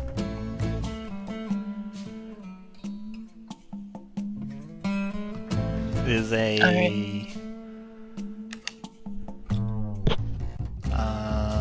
from a slightly feminine voice. Okay. She'll look up from her book from the ceiling. Okay. Break her neck a little bit, you know. Yeah. On the ceiling, you are out of sight of this person. Let's see. So, someone has stormed into the library, and this person is a woman with a kind of like oscillating pattern cloak that looks like it's made out of feathers. It kind of like wavers between like a dark purple and like going into a white, and like a dark green going into a blue. They are quickly striding, and it is not too long before you notice its feather. She is striding through, and she appears not to care who is in her way. She rudely brushes aside somebody, like slams into them with her shoulder when she could have just as easily moved out of the way. And she goes up to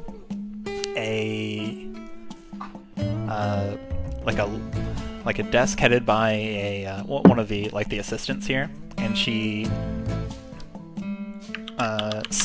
she slams her palm on the desk, and she appears to be demanding something. The assistant shakes her head, and then Feather rebukes again and demands something again. Xalia is going to climb over and ready Mage Hand. Okay. And you can see Feather point towards a closed door.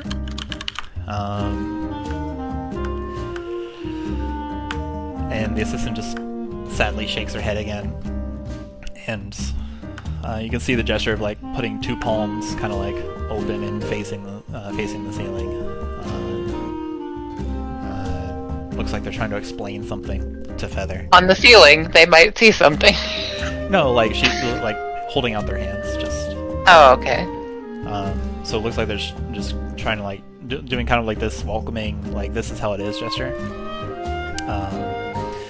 And Feather just turns around, kind of like kicks it, like there's a chair that was pushed in. She just kicks it out, and it like clonk, clonk, clonk, makes a noise and skids across the floor. And then she looks like she's walking away, looking at the ground.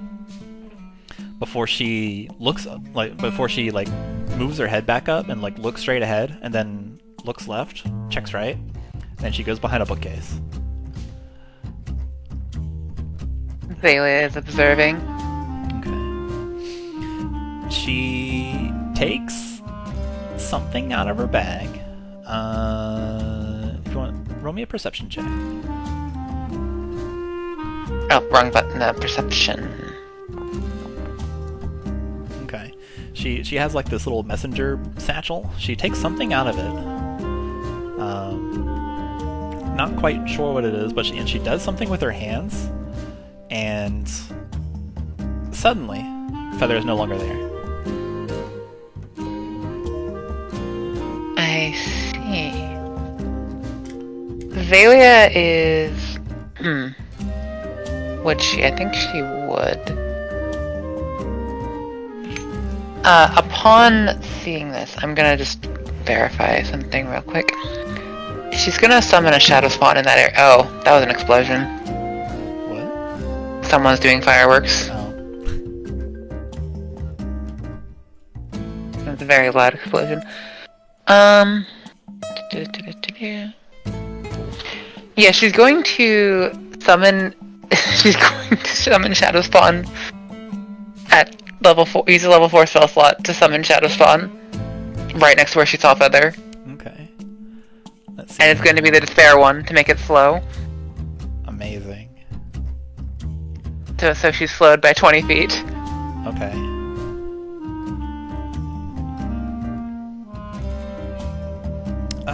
Feather was the only one behind this bookshelf. Yep. So nobody else sees it. It is a darkness tentacle beast as is usual for her, and it is gripping at everything around it. Right. This void incarnate with lashing appendages just swirling around the area.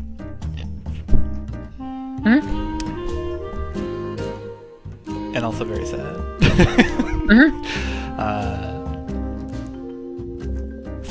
Just apparates into existence and moves around, just kind of making this unhinged noise. And she'll kind of whisper, restrict. Let's see here.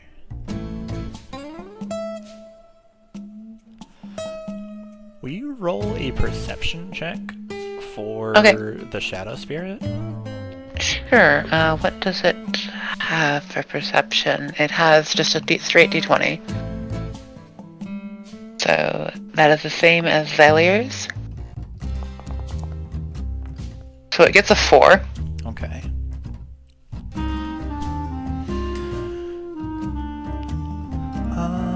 Let's see. So you quickly cast the Shadow Spawn when you realize that Feather is no longer visible, and with some quick thinking, you do this, and it looks like the Shadow Spawn turns towards a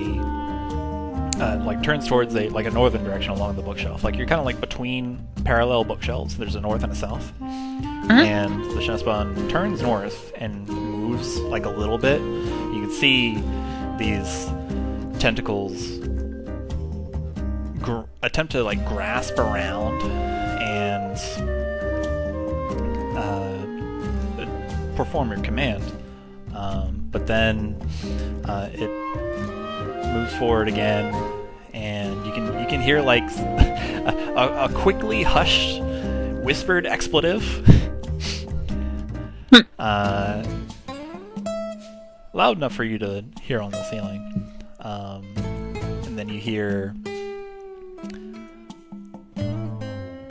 like one footstep, and then you don't hear anything as the shadow spawn continues moving a little bit and then slows to a stop, as it seems that it can no longer sense another being near it for it to restrict. Xalia's gonna scuttle back to the door, like it's still on the ceiling. Wait, that would take concentration. Fuck. This is so fucked up. Oh wait, yeah, spider climb? Yeah. Also shadow spawn. Yeah, do you just fall from the ceiling? She would have moved to the. Yeah. Xalia. Yeah. Okay. But Maybe she'll like on top of a bookshelf or something. Yeah, she'll move to where she can see. What's it? She'll move to where she can see the door, and she'll ready a phantasmal force for when she sees the doorknob move. Okay. The door that Feather was pointing at? Mm-hmm. Okay. Let's see. Alright. We're gonna do a series of rolls here.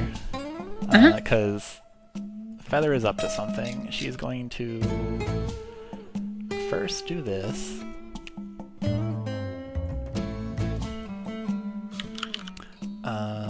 She succeeds. Then she's going to do this. She succeeds.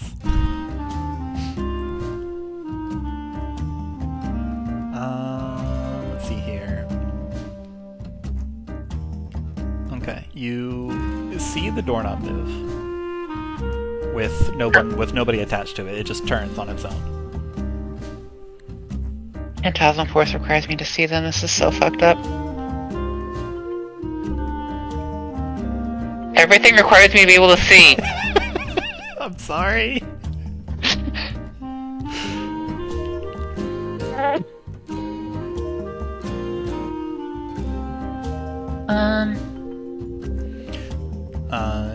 A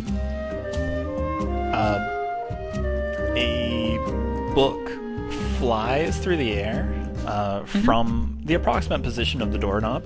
A book flies through the air and then clomps on the floor, and the assistant's attention is momentarily directed to it. You're gonna chill. She's gonna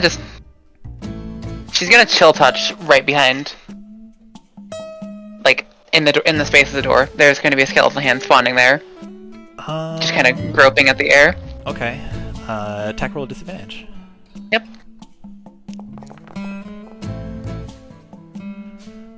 What is Feather's AC? Okay. This ghostly hand swipes and claws through the air. There's a little trail of this. Question. Yes? Does she know exactly where I am? When you cast a spell, you are known. Like your Right. position is known, so yes. Okay. There's a claw that traces these turquoise rays of energy through the air a moment. Unfortunately, does not connect.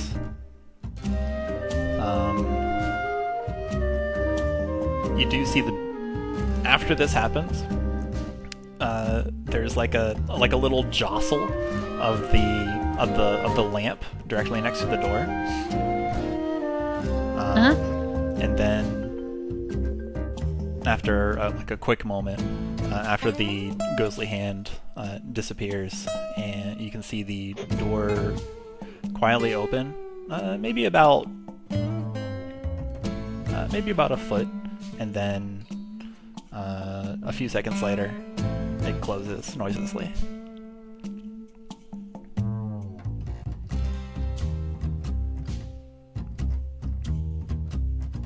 Xalia is experiencing emotions. Mostly frustration. Do you have to see them for magic missiles?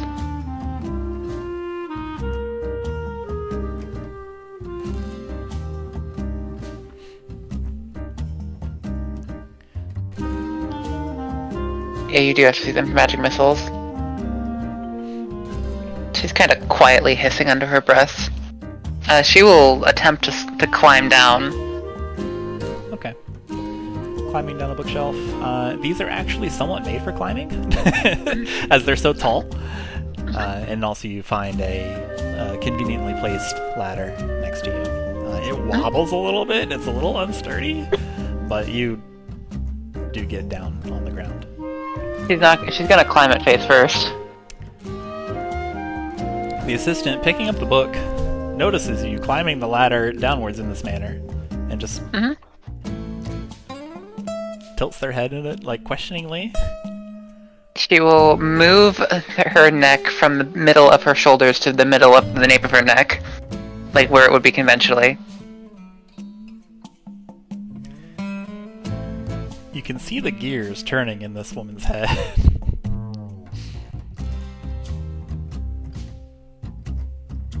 Before finally... Are you a student? Head shake. She'll... Minor illusion, a hand pointing to the door with a feather going into the door. She'll watch it for a moment, and then look back towards the door, and then look back towards you and shake her head. No, that one, she's not authorized. Not many people are. That's where the tomes that have specific knowledge in them are kept. Xalia's eyes will bug out a little bit. She will make the feather invisible, but still have a translucent outline, and then go through and make it go through the door. Make a persuasion check.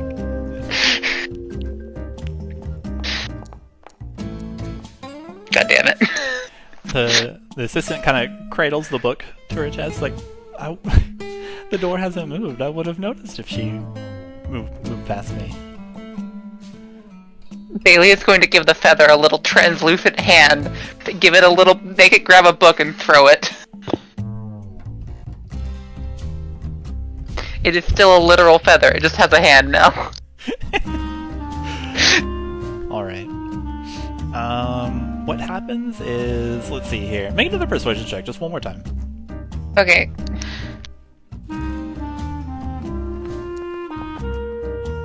That's pretty good. The assistant smiles at you and tucks some curly hair behind her ear, and alright, I'll go check. Wait a minute, hang on a second. What is Xalia's form currently?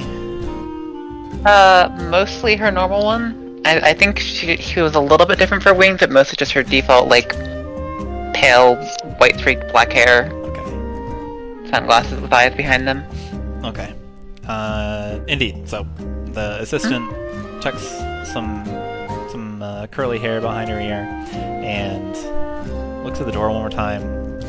Then looks back at you, kind of like an "oh you" kind of smile, and says, "Okay, sure, I'll go check." He calls out to another assistant. Darian, I'll be just a moment.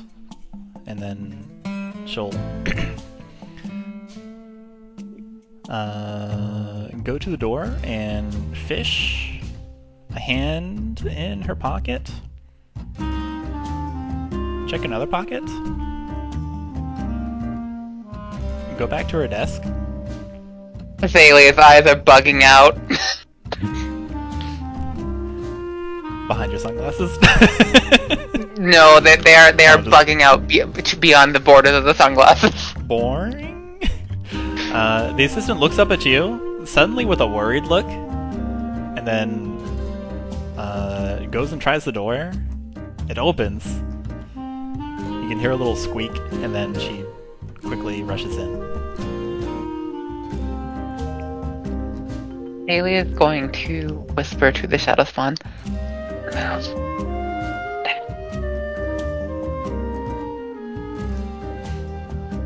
Let's say, be ready to catch someone coming out. Okay. The shadow spawn stands vigil.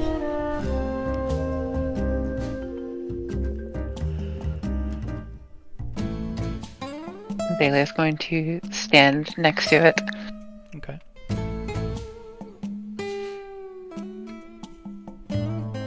It's...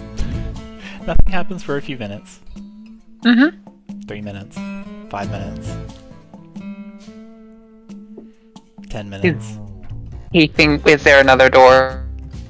She's gonna open the door. Okay. The door is open. And... Make a stealth check. He's not trying to be stealthy. Okay. Someone hails you.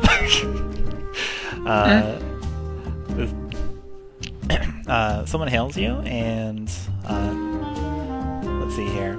It is this little kind of stocky dwarf dude. Says, "Excuse me."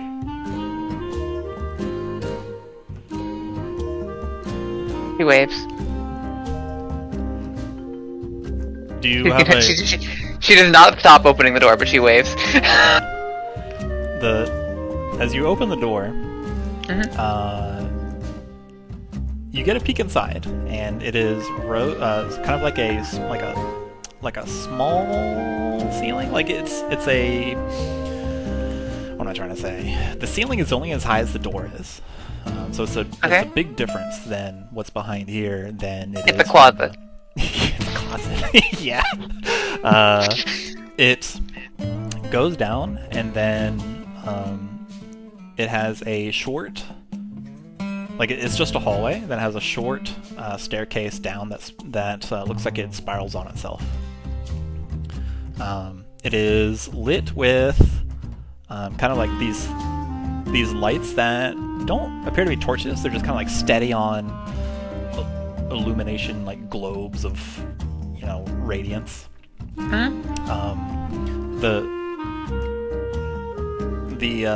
dwarfman reaches a hand out to you, and looks like they're about to say something when they just notice that you simply open it, and that's supposed to be locked. She gonna give him a look with half of her face, like literally move the right half of her face to point directly at him with a deadpan look, while the left half of her face remains pointed in the same direction. She'll kind of go, snap the left half of her face back as she moves her body towards him. Minor illusion with a head tilt, like a minor illusion of there's one door, and then she'll minor illusion multiple spectral with question marks over them.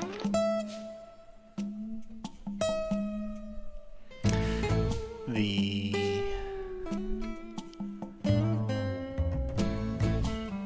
person is going to try to figure this out. He's asking, are there multiple doors, if you want the correct answer.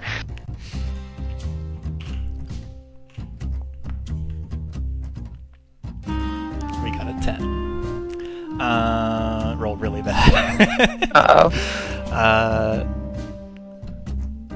But I think we can still understand a little bit.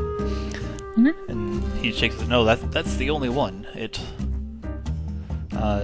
excuse me, do you have, are you borrowing a book from down there? She shakes her head, closes the door, steps back, and just kind of stares, waiting for it to open again. Okay. Okay.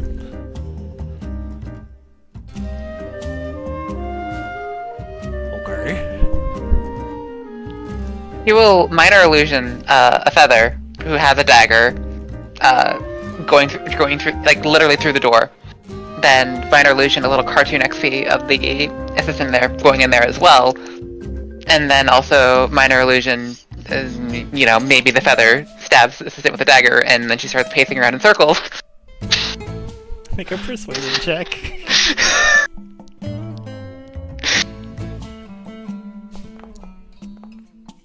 That was almost a natural 20.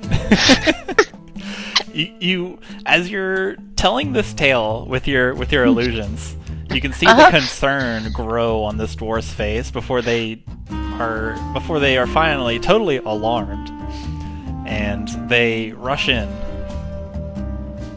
behind these doors. Azalea's gonna follow this dwarf and say, there. Much to say, literally stay in this space.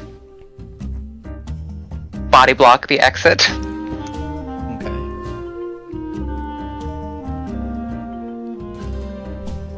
And she will be following the dwarf. Alright. You follow the dwarf through this hallway. He rushes forward, and you can see him kind of like looking around as he kind of hurriedly dives around this little spiral staircase that you can see indeed it spirals down just to like a basement kind of floor, and you follow behind him, but unfortunately you bump into an invisible force and you're buffeted backwards. It's not like hard, so it doesn't cause you pain, but it's kind of like a spongy bungee where you run into it and it's like you kind of absorb into it like a mattress or something real quick, and then you buffet back. I will say, Xalia is very on guard for invisible forces right now, so she's going to lash out at it instinctively. Cool, make an attack roll. Alright. You make contact with it.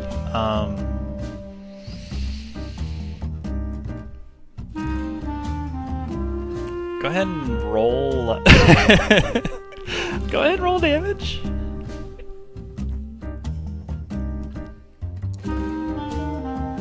And 44 necrotic, please.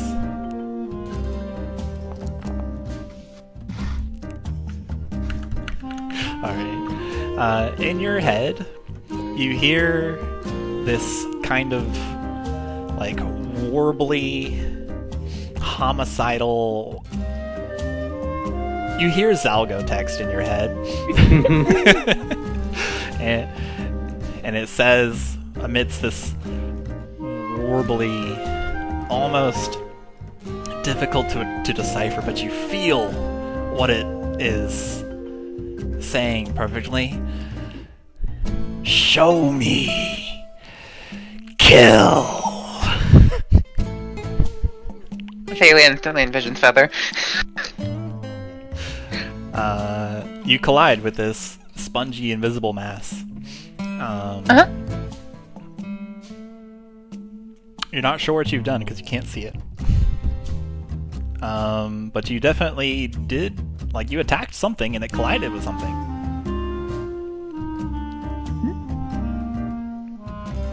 She just kind of sits there, There's watching the dwarf. A moment, Pet. The dwarf is gone. The dwarf is below your current floor. Watching for the dwarf. I may have misheard you. A moment passes. The invisible force does not attack you, or really nothing attacks you. But you do hear. Well, actually, you're paying a lot of attention. Roll me perception with advantage. You're in a quiet room. You're super ready. You're on alert. Okay. You hear like a soft boomf, like a book hitting a sturdy material. That kind of noise. And you hear a manly kind of like grunt of exertion, like. and then silence. Exertion or pain? Insight. I know the difference between exertion and pain. You certainly do. It's pain.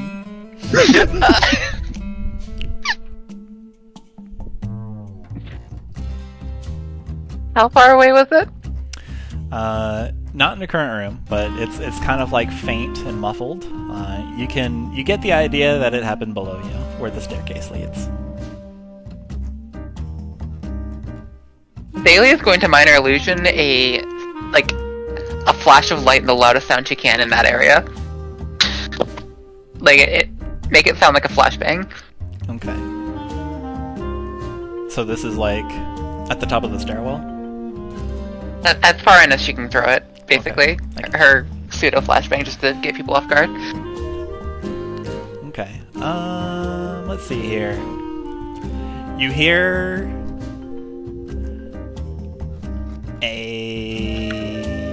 hear a surprise exclamation in Feather's voice of an expletive of your typical Khorzaire curse, and some stuff knocking over, and then silence.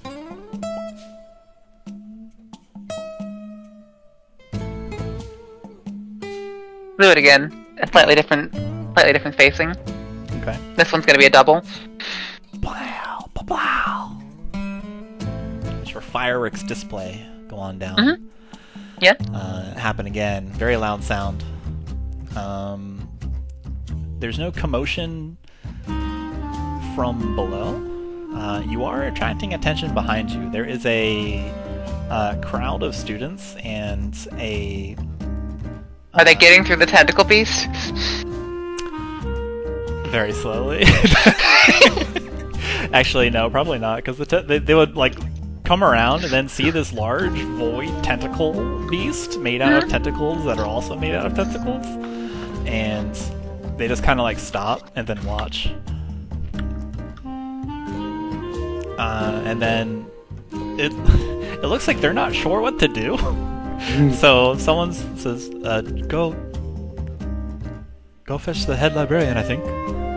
They're gonna walk back and just kind of walk up to the nearest one past the tentacle beast, turn to them, extend her hand, and minor illusion a card in it.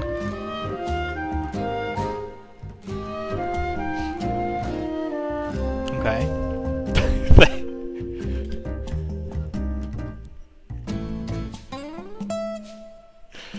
One runs off.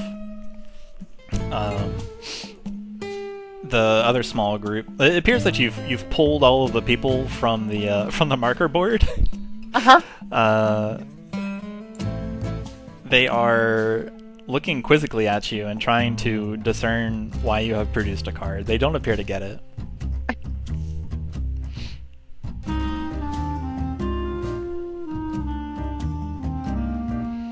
Start pacing around in circles again. Huh? You can start pacing around in circles again.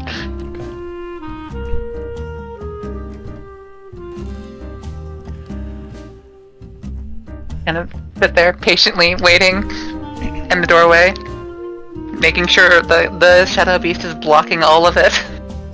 Okay.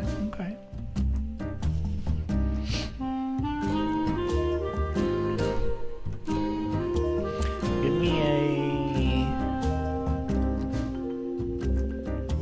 a perception check for both of you. I'll just... okay. Veil. That's performance. Subtract 1. 12, 13. Okay.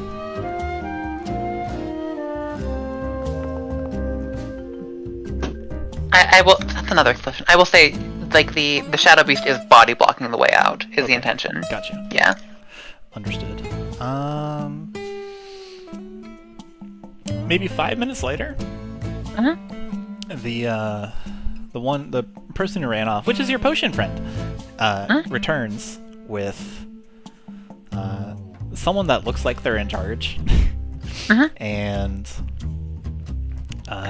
they. Oh open their mouths to ask, "Oh, what's going on here?" And I think we'll dramatically cut to the other group.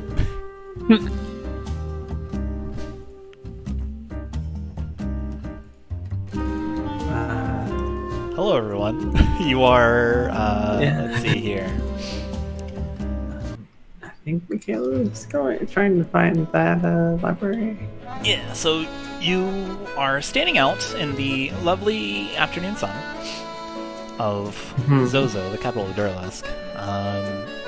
You have a lot of time on your hands. You can go look for the head librarian, or you can visit that professor who is giving a lecture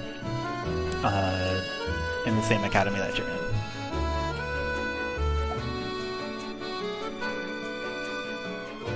Or you can do whatever you want. You can go souvenir shopping.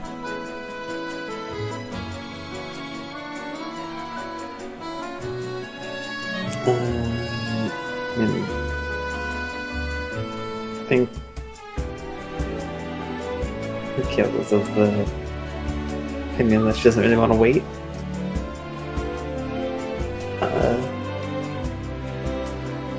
So, like... Uh-oh. Somebody. Oh no, Discord exploded. No. Quote died. Rest in peace. Welcome, man. I died, but I lived. The voice chat, not the mouse resuscitation. For real. What's yeah. up, gang? So,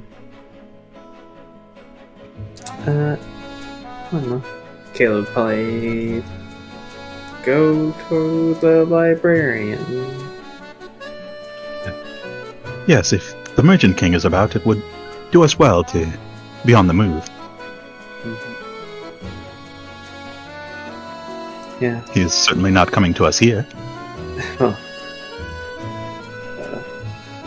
Not yet, anyway. We'll know if he ever does arrive back.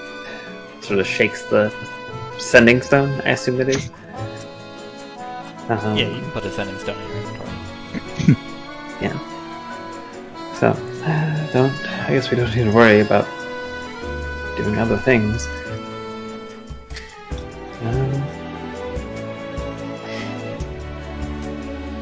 I don't know about you two, Twig and Chuman, but I would personally, if we have the time, stop being blue. Not exactly inconvenient, but it's... I don't know. It's strange. No need to bring this attention. And I'm sure you, Pastiche, want to deal with all of that. Yes, contrary to your situation, this is inconvenient. Twig, like, rubs the back of his neck, a little embarrassed. Yes, I don't know if I ever apologized for that. Sorry. I didn't know it would do that. It's not your fault.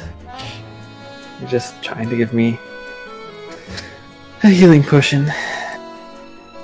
It could have been much worse. It's just minor cosmetic inconvenience, really. Still, I would like to help you get it fixed. Appreciated.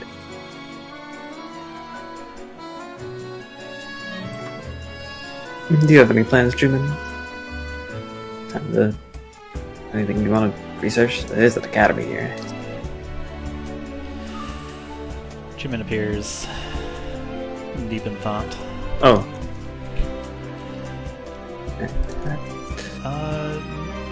No. I do not have any plans. If Alright. anything, I might get a cup of coffee. So, whatever you three do, I'll be along for the ride.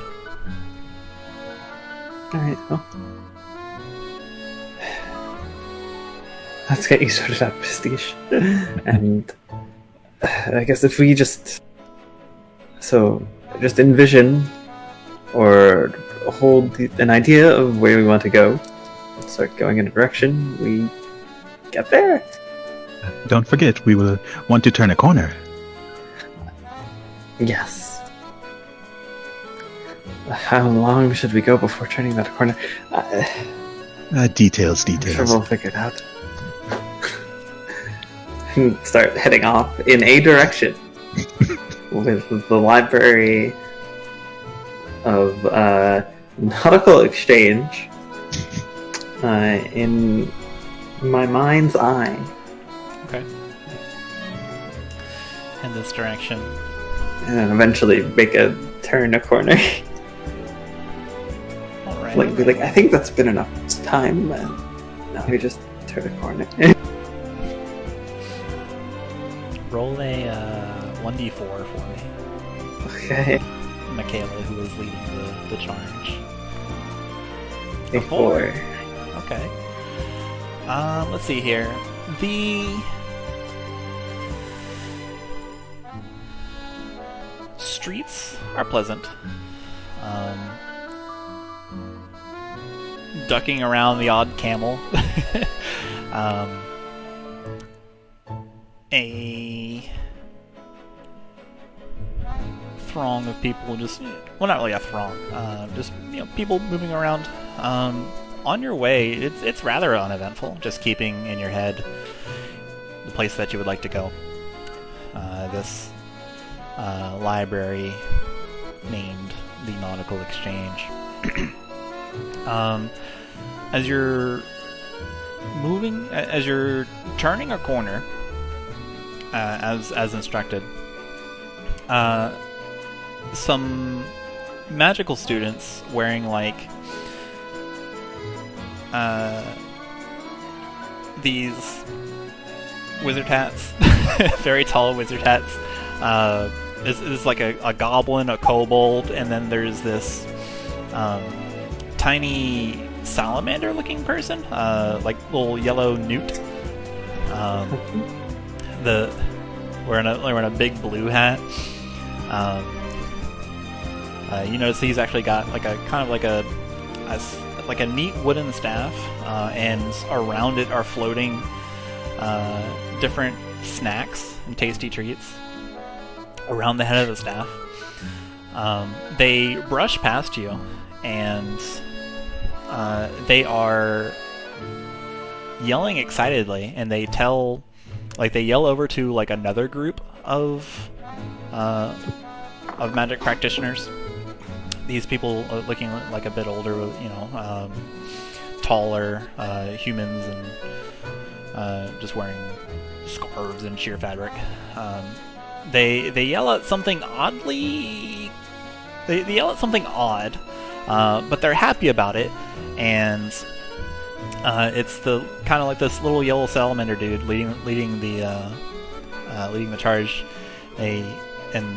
They're running, like they're booking it. They're like, he's back! The God Emperor is back! Let's go see the God Emperor! I can't wait! What? And then they run off past you. Are other people reacting to this? Yes. The excitement is contagious. And the group that they hailed also runs with them, or runs after them, perhaps. Very excitedly.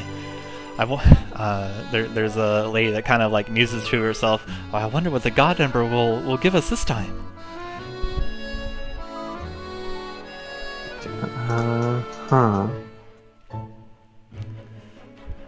Someone will mention like a gruff man. It's been so long since the God Emperor has graced us with his presence. Would just pop in, Makayla would just sort of pop up next to somebody and be like, God Emperor, is this a performer or something?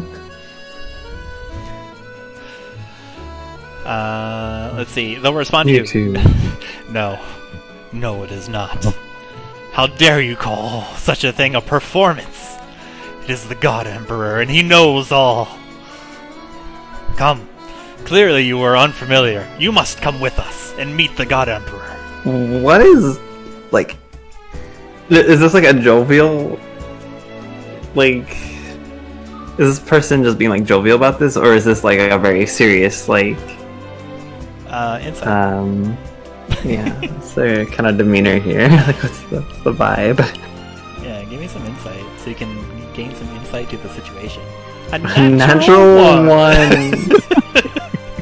No. Let's go. The person like furrows their brow for a moment at you daring to call this a performance, and then they loosen up and they eventually have a more pleasant countenance on their face, and then they kind of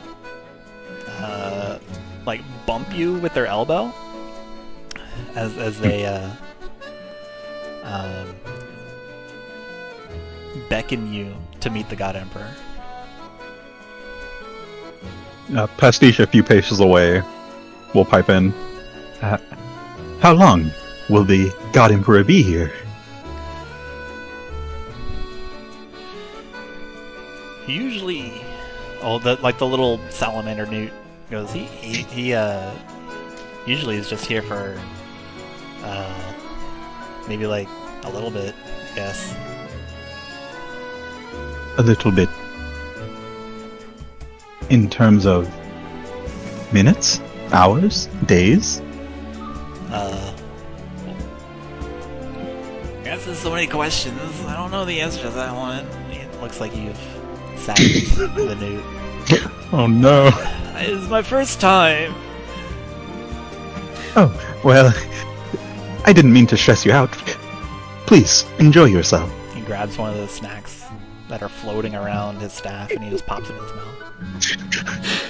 No, don't stress eat.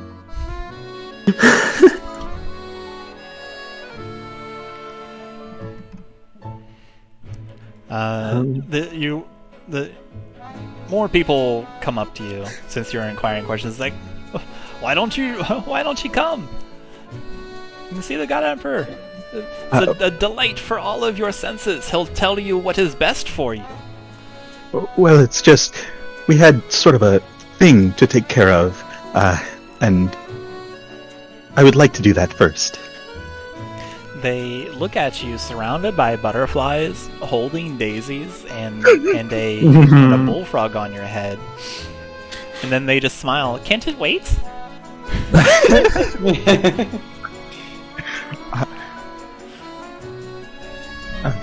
Well, you all seem nonchalant about it. I mean, it can't be the actual God Emperor. Really? Oh, you'll see.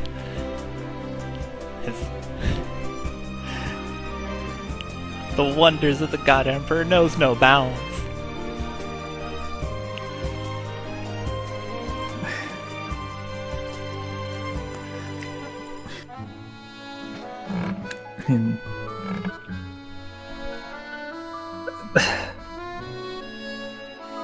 Pastiche, makes eye contact with Makayla. Looks back to the crowd.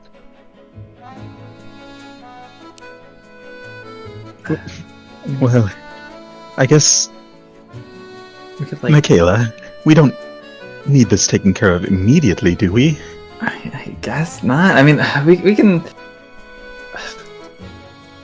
look at what all this commotion is, and then stop back there. We have time, right? Yes, we have of time to course. kill anyways, so... And... well, the exchange is always just a thought away. Exactly. I mean... I'm honestly curious who would even be willing to try and claim that... claiming themselves to be the God Emperor is a bit much, isn't it?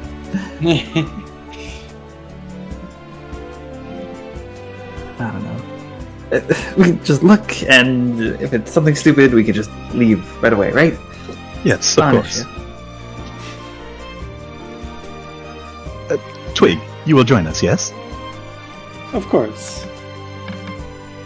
Then it's settled. Pastiche will just kind of shuffle along, Yeah, like trying to generally follow the crowd. join the crowd. Okay. You assimilate yourselves in this throng of people rushing towards this destination. Ostensibly, the God Emperor in the flesh? Surely. Ahead, you can see this The God Emperor very much did not have flesh. Not when we killed him. There's this huge column of twisting, sun-colored fire that spirals into the air for a moment, just and then it dissipates into random savanna animal designs. You can hear a commotion. There's cheers. There's cheers and applause and hip hip hoorays. And as you get closer, you see a crowd of people. All different kinds of people. Just every anyone who's anyone is here. There is many people talking. It's to the tune of he's here. What will I get? What are you gonna get? As you get closer to this shop, there is a particular aroma that wafts into your nose. This kind of earthy, kind of nutty smell. And then it changes into a kind of a fruity floral smell. Each time this smell changes, it's punctuated by another gout of flame bursting into the air. The stall that you arrive at, that everyone is crowding around, and you can know you're in the right place because you can see this little blue-hatted salamander with this snack stick, all kind of around, crowding around. The stall itself is kind of like a two-tier tent, where it's held up by poles, and then there's the tent drapery over that. To the side is a little wind chime, different multicolored rugs hanging from straps of rope, and there's a couple gongs, and then there are these very large urns in front, and you can see, finally, pushing through the crowd, you can see a person. It is a horned person with these horns that go straight back and then curve upwards a little bit. They are a tiefling, wearing these white robes with gold flecks on the shoulders. Below it is a blue, kind of undergarment. Their head is shrouded in a hood that also has that also is white. It has a little scarf that flies away. There's a blue crest with a jade jewel in the center. This is the God Emperor. As they raise their hands, tossing many objects into the air around them, you hear, "Feast your eyes, feast your nose, and soon feast your taste buds.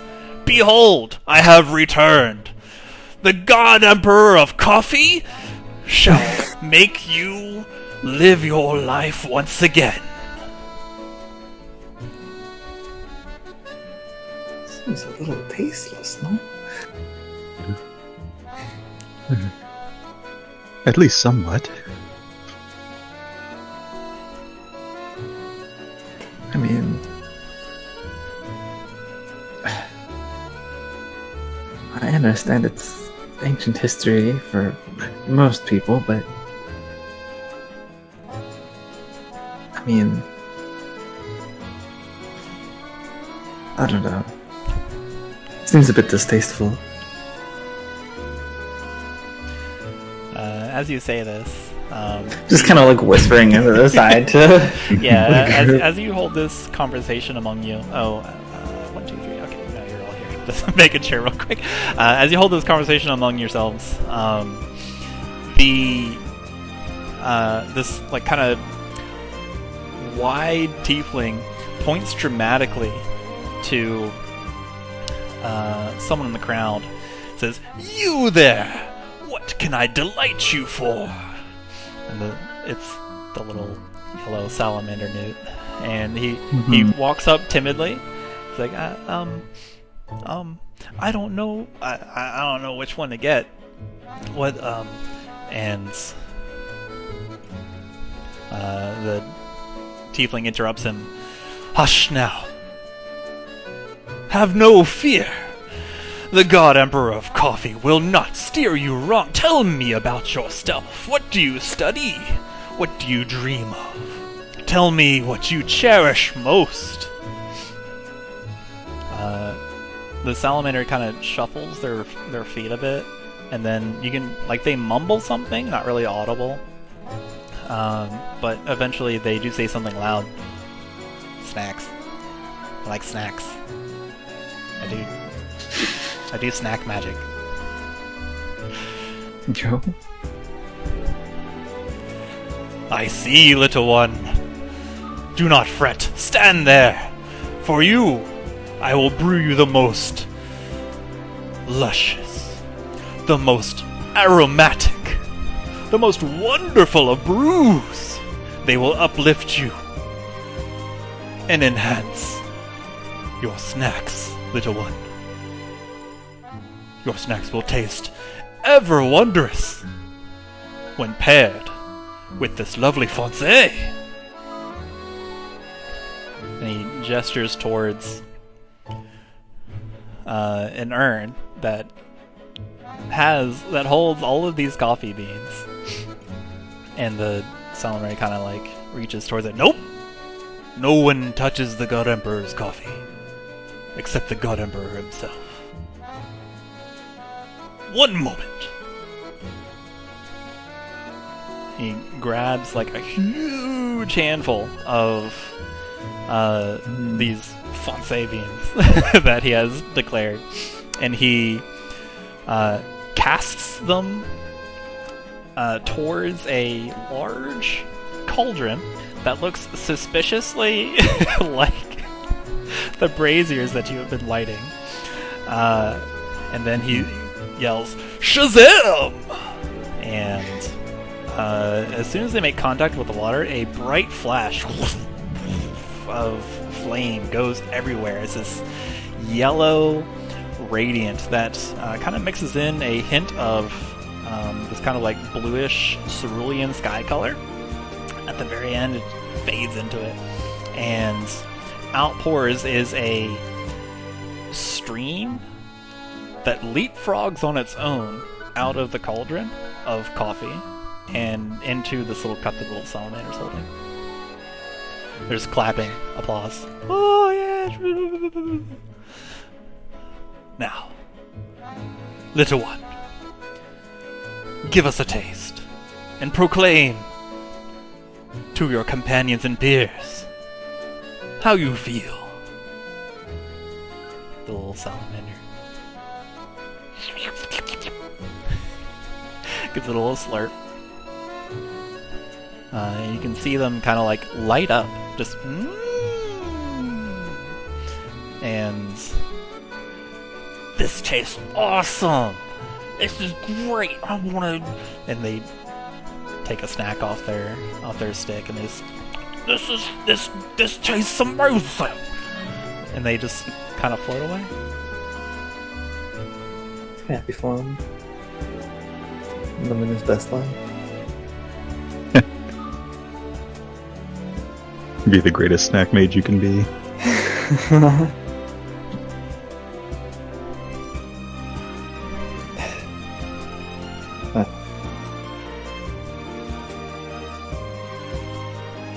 mean, it's just coffee. Okay, I see how it is. Makayla likes tea more.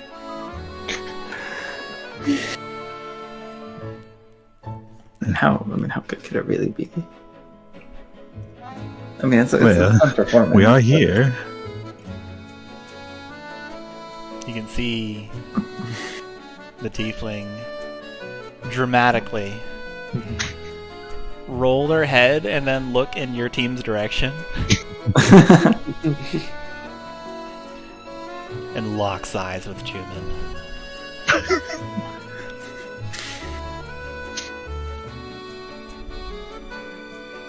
I sense. And that's rolling tonight's session. Cool. I love how you're all having the time of your life while Xalia is experiencing emotions in the pit. Have fun. It'll be fine. I did 20 necrotic damage to the force field.